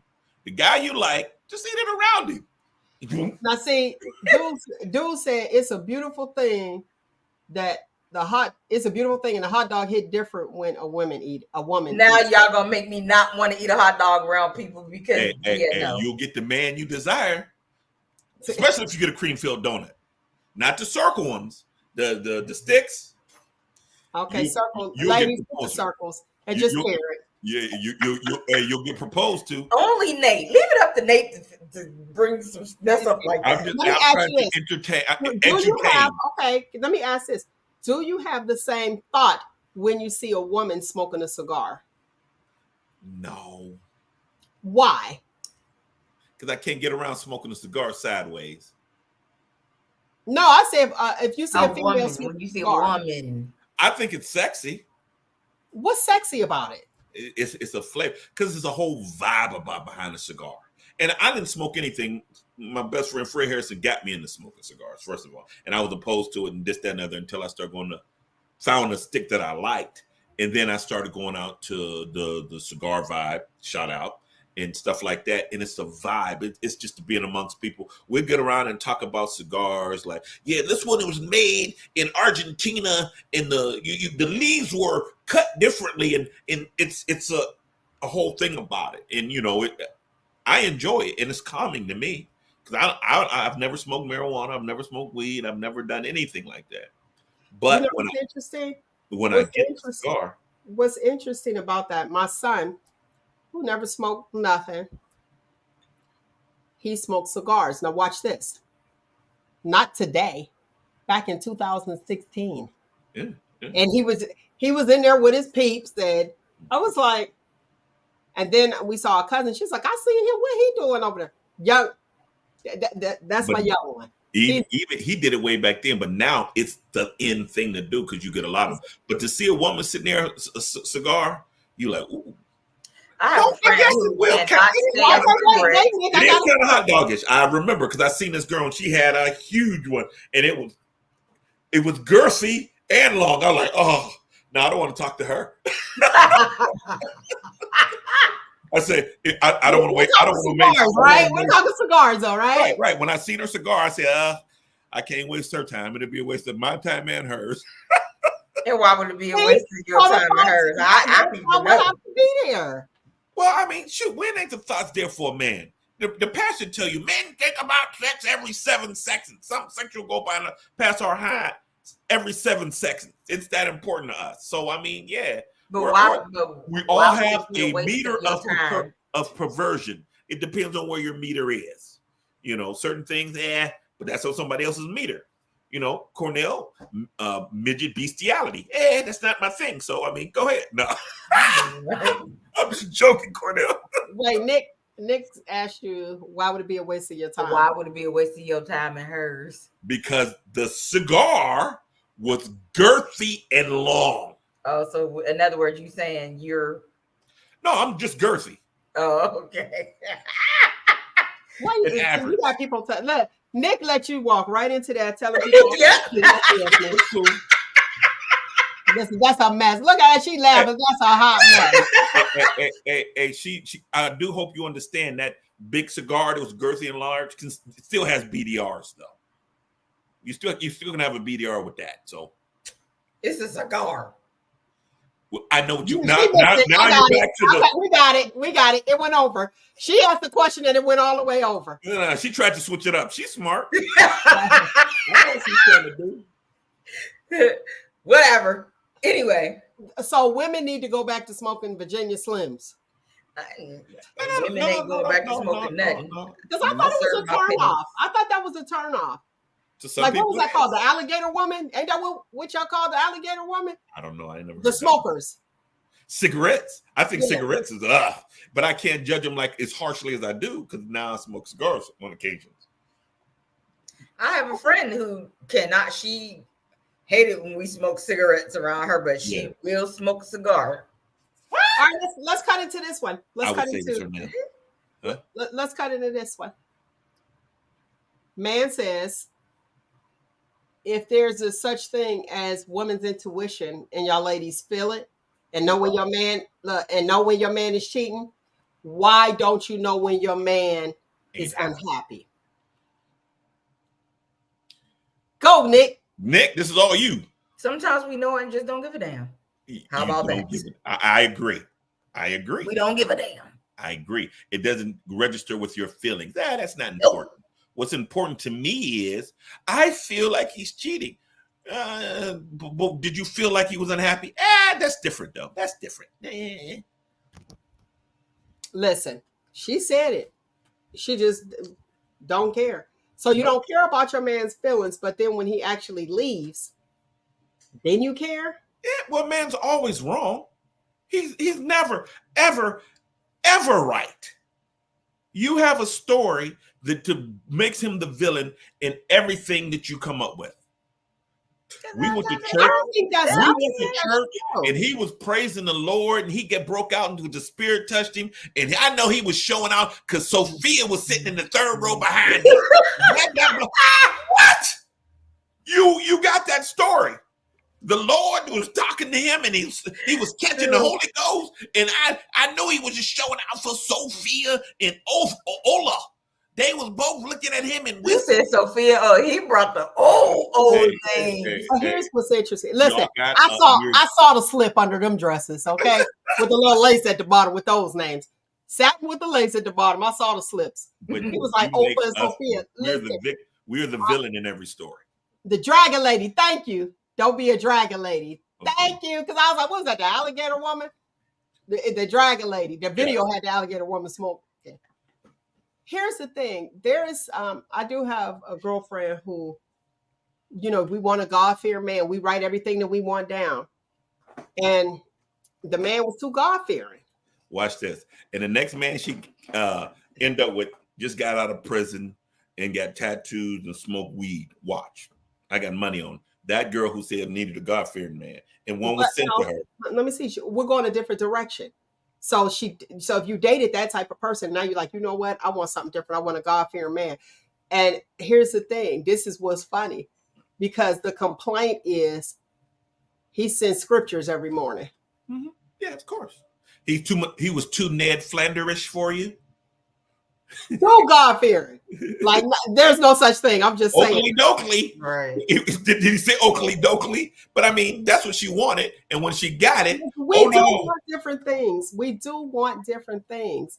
But it has to be a balance. No. So I guess when we ask for things, specifically, we better say with a balance. We got to add that. Right. With a balance. Here's, because I'm trying to get He gonna sexy, give you what and you you asked send me for. a Bible scripture. If I send you a picture of me and you send me back a picture of a Bible scripture, that ain't gonna work. Well, there's a way he can do it. If he opened the Bible up to the book of Mark, then he lay his member between it and say, snap. You know what?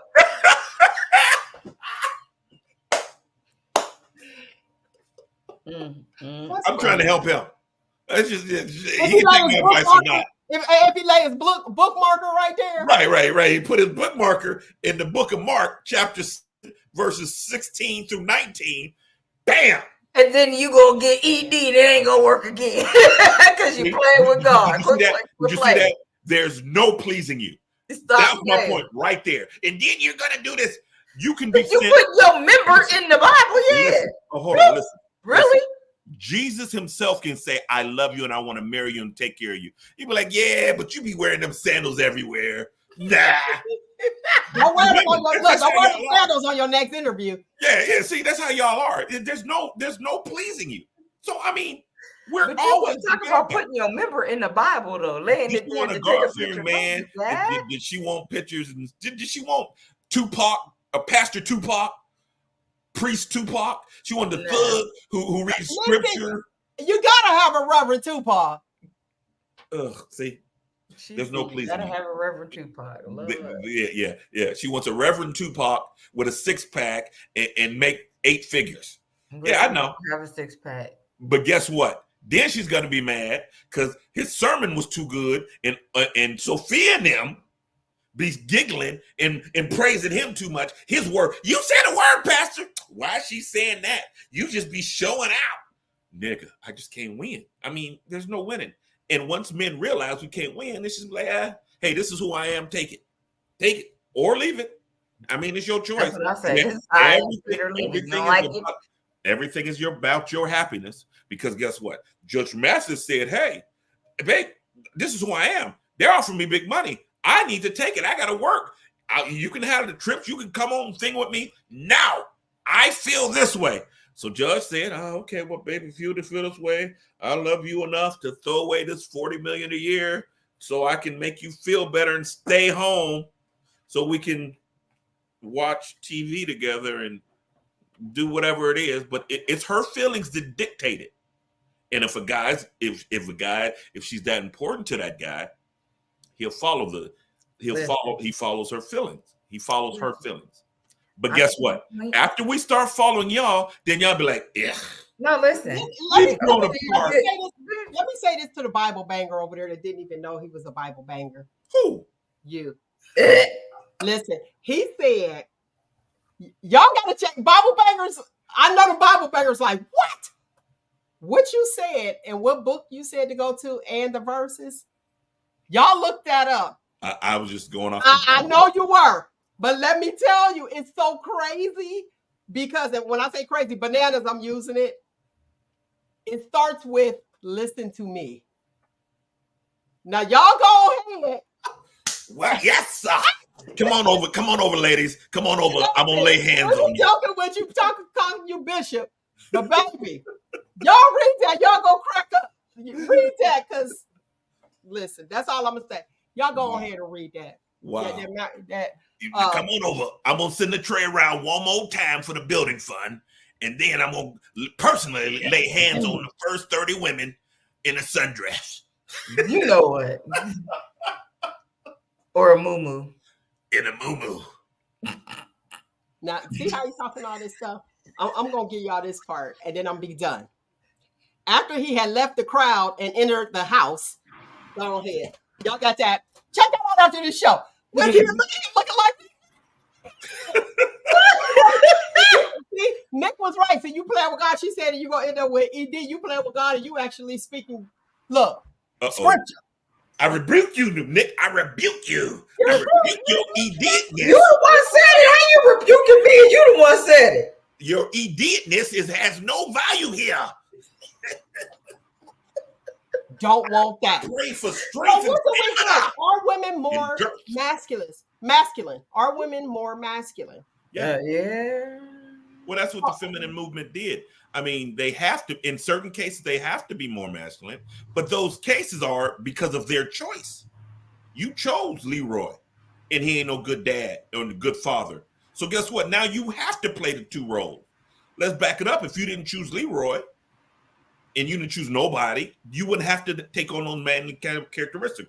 Or if you chose, I don't know, random name, Nate, you wouldn't have to take those manly characteristics because that guy Nate might be a man who's been raised by fathers and who knows what a man is, and you can allow him to be there. So if you allow your man to be a man that is a man, you don't have to take on manly traits. You ain't taking out the garbage. You ain't doing certain things because you have a man. So you don't have to take on the traits.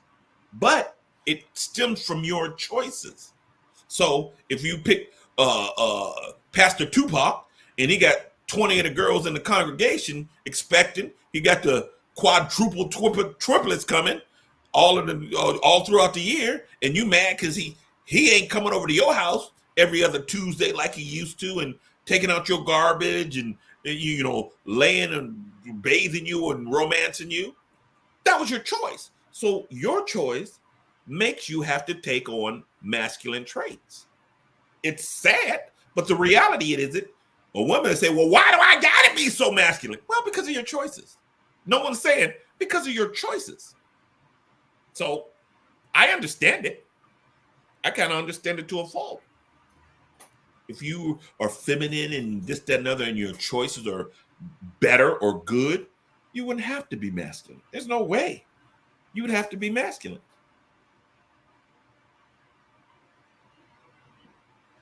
I hear you. Okay.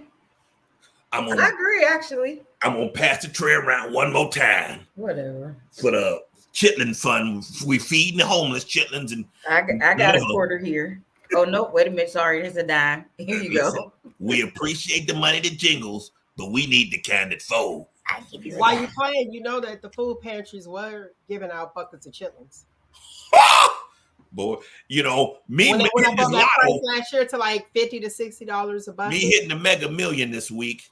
Is right. Everything else I'm talking is coming up. So me hitting the quadruple million the first time they hit the Powerball and the Mega this week.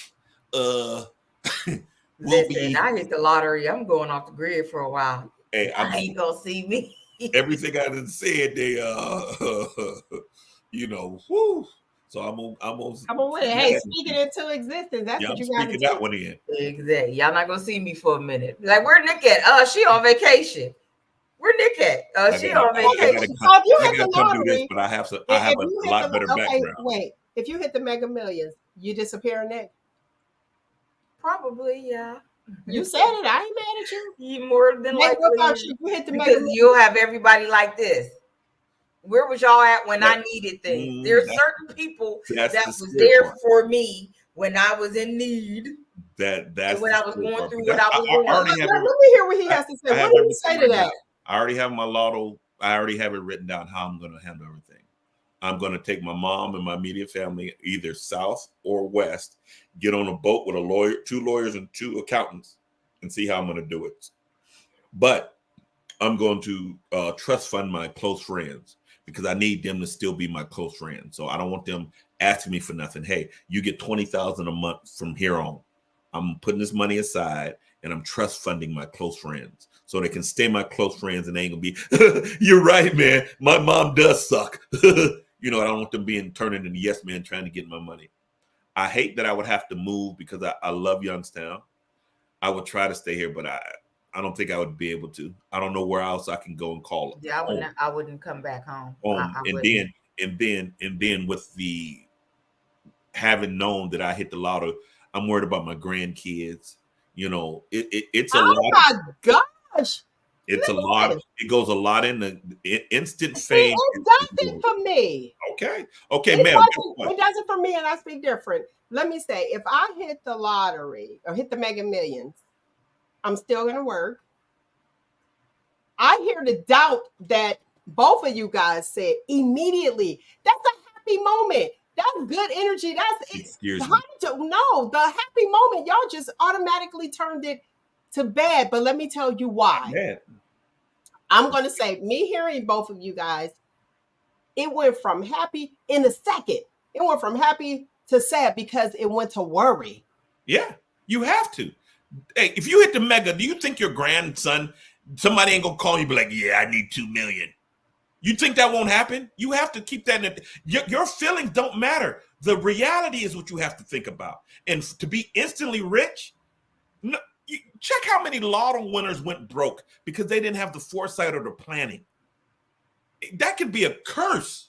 You have to understand, with money comes, more money comes problem. If you open your Bibles to the book of Biggie Smalls and reads verses 7 through 3, he starts off with more money comes more problems. So Look at that girl why is Nick acting like she in church? How about something? I'm just saying, look at that girl. Speaking of the church, that girl, her church, her pastor sued her because she didn't give enough. But wait. Okay, I need both of y'all. Just reboot your hard drive real quick. Just spin with me a little bit. Okay. It's your community. What do you mean? It's your community. The people that are around you.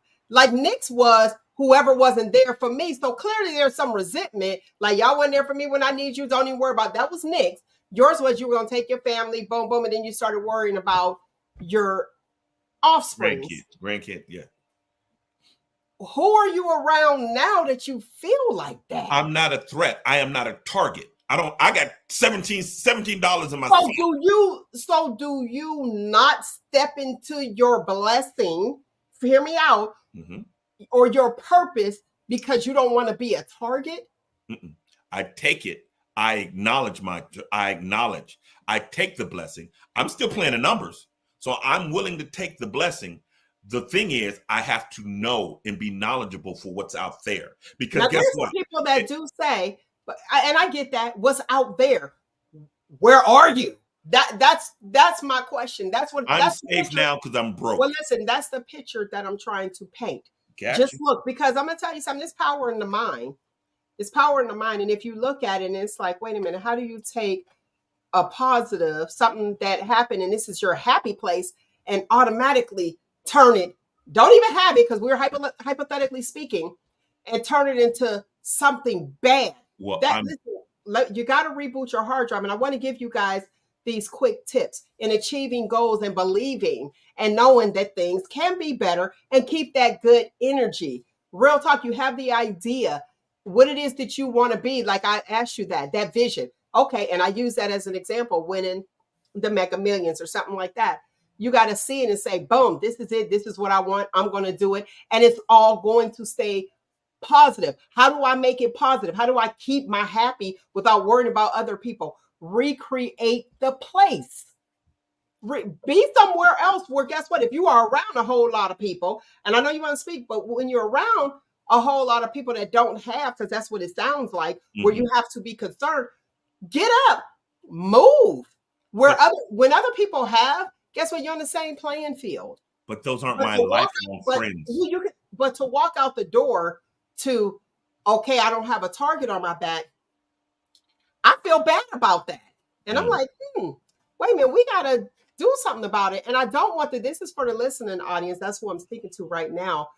Don't allow doubt to step in, because when that doubt steps in, it takes you out of that place. So I want you guys to, whatever it is that you want to do to achieve a goal, even if it's not just winning the Mega Millions, just period overall. If there's a mission that you would like to accomplish, don't doubt yourself at all, because I'm going to tell you, once you start doubting yourself, we already get that doubt outside that somebody might say, oh, okay, well, is that realistic? Should you do that? And I'm talking about achieving goals at this moment. Don't doubt yourself, because as soon as you doubt yourself, just take 10% off. So say you have your 100%, and as soon as you start doubting, Oh, what about this? What about that? 10%, 20%, 30%?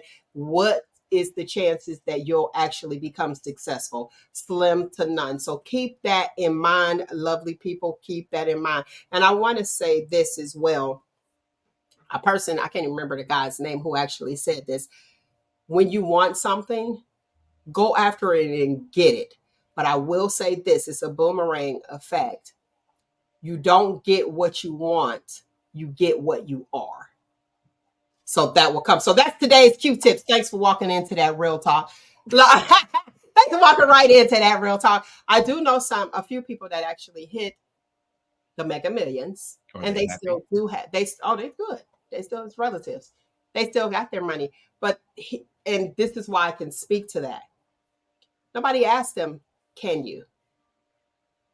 Nobody asked them that. I know one of my cousins, which I commend him 110%. He always had money anyway, so he wasn't ever hurting. What he did with his children's mother, he bought the houses that they were actually staying in. He bought them for him. Here, you got a house, so his children were raised. They didn't have to worry about nothing there. And I like the fact, very intelligent guy. He didn't say, "Hey, go buy another house." The house you were renting, he bought it from the owners. Mm-hmm. So they have, boom, there you go. This is how you. There you go. Boom. And his children could actually live with him. Another relative, which was a female. They invested, did what you did. What you were saying you would do, go on the boat and talk. And nobody's asking them, like, that I know of. None of our family actually asked for anything because we were doing anyway. And nobody wants others' stuff. But when they have a party, oh, I'm there. I think with ink. I have a pad that I wrote stuff on. So I have a plan in place to when I hit. It's not if, it's when. In my plan, I can't be like, I should feel this way. No, reality steps in. I have to play chess. That's what men do.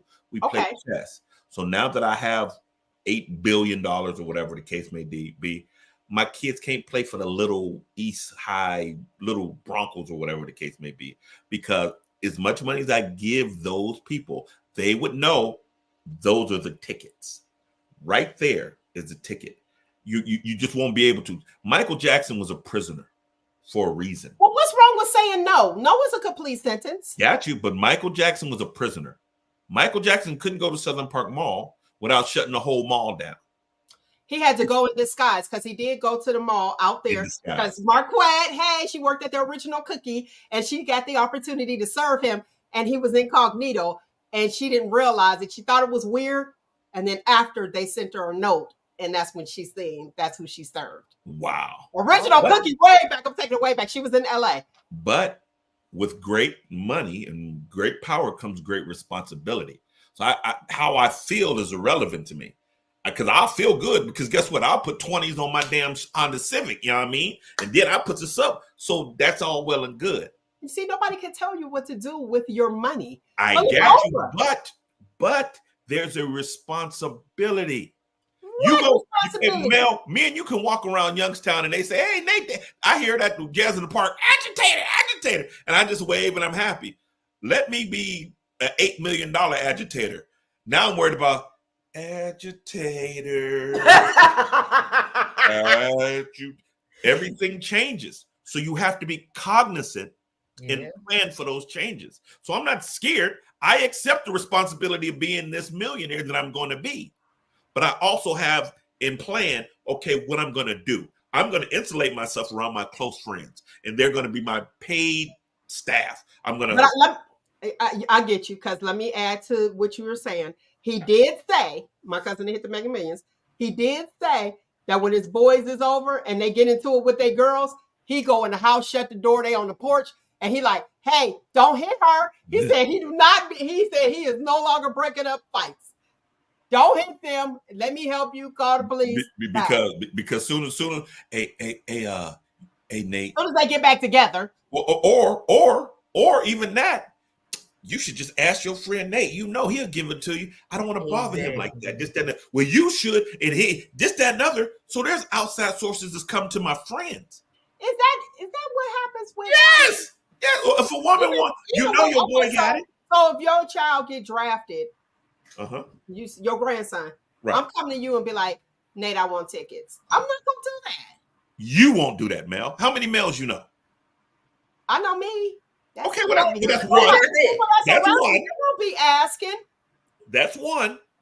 But with great money and power comes great responsibility. And I'm Everybody wants to happy. talk about why you don't want to pay to see. That's Why what. you wanna And see, pay that's like it right that? there, Mel. That is it right there. Because there's a lot of people that come up with businesses that will tell you they friends to come be like, "Can I get the family discount and this and that?" Because when I first said Mel, something about you're telling me how you feel about it, but the reality is what opening Nick my is saying. business. Somebody was the first thing somebody said. Well, I know I'm gonna get the family discount. You ain't even family. What did you talk about? But do you understand what y'all doing? You're talking about how it should be and how you feel it should be. But the reality is, I didn't feel I should. Nick, come on, we on the show together. Give me the discount. I don't feel the way you feel, and I'm coming to you how I feel. But you think how I feel is wrong. We both got valid feelings. Feelings are never wrong. They're valid to the person that have them. My feelings are valid to me. Your feelings are valid to the person. Maybe they just kind of know the person they can ask, because even with my book, like I said, $9.99. Do you really want a discount off of $9.99? Mel, we go way back, Mel. Remember Penny Pat? Can I get it for $4.99? Remember hopscotch? $5.99? But you feel, and I can agree with you, you feel that they shouldn't do that. But they feel, remember hopscotch? We closer to that. I just want to feel like I'm getting a discount and I'm special. So I'm going to come to you that way. So guess what? My feelings are valid to me. Your feelings are valid to you. This but goes if you back want to to see me win, why do you want to cut me out? Hey, girl, you should get them other people. But I'm special. Girl, sell it to everybody else. But I was in the play and I paid full price, so I ain't stirring what they talk about. Y'all gonna pay full price. But everyone don't think like y'all. You know what? I got you. Hold on. No, I got to read this. No discount. Talk about because Balney. I went to Balney with him. But can I get an autographed copy, please? Absolutely. Well, but here's my thing. That you remember you saying my value 2 weeks ago, and I'm like, it's not about your value. You place your value on you. I place my value someplace else. So your value has nothing to do with anybody else. And you kept on saying, well, I know my value. Well, your value is good. And Oprah, that's cool. Yeah, you want to get with me and that we smashed a couple times, but me not, I don't want to get serious with you. But this girl at McDonald's, I got to marry her. I got to marry her. She has more value to me. I don't care what she thinks your value is. That's your value to you. But you're not the buyer. You're the product. I can't say, yes, I'm a Lamborghini. This, that, another. If a dude says, she's a Lamb. Yeah, you're just riding around in that Chevette like a Lamborghini. Well, yeah. To me, it was a Lamb. It was. And guess what? And a lot of the girls who wanted to ride in there with me thought it was a Lamb too. But there was other girls that didn't. I could turn up the music as loud as it went. Didn't faze them because the value wasn't there for them.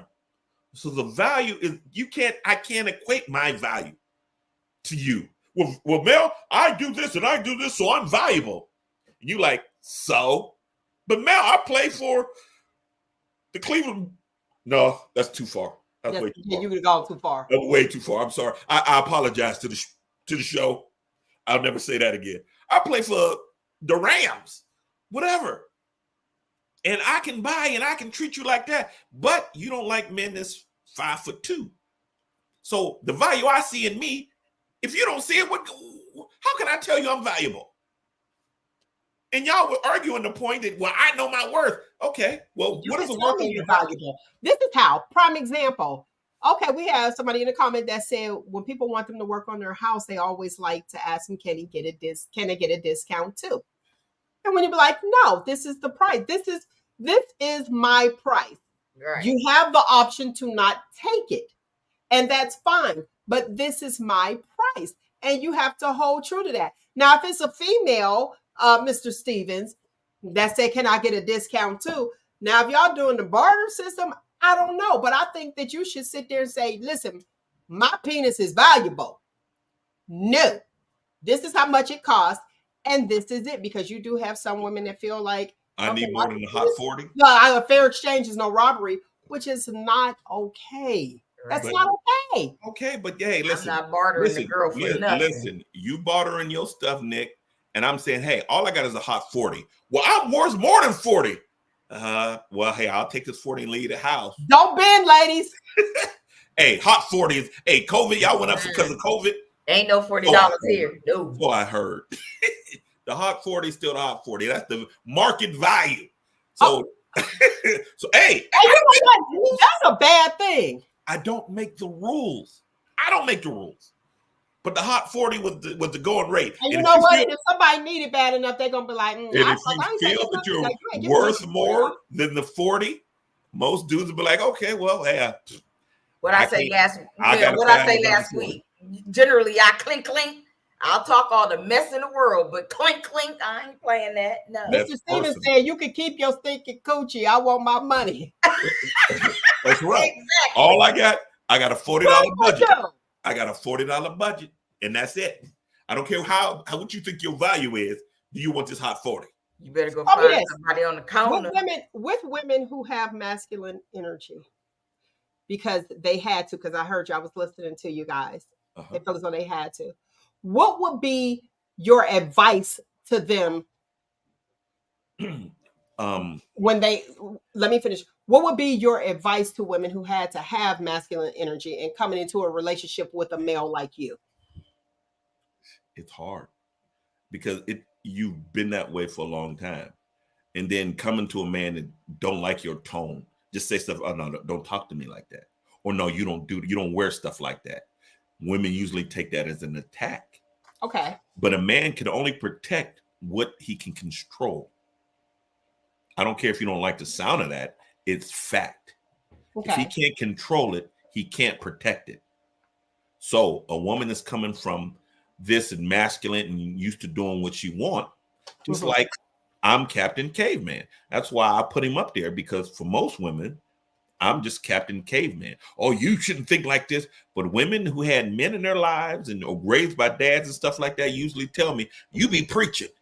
You be telling them. Okay, but for those who don't, so let's those who don't, it's hard. It's hard. It's hard, but you have to find a way to submit and make sure he's worthy of it. Find a man that's worthy of you truly submitting, but you would have to let go of a lot of things in the way you dress or the way you do certain things. You would have to be willing to let that go because you're trusting someone to be your everything.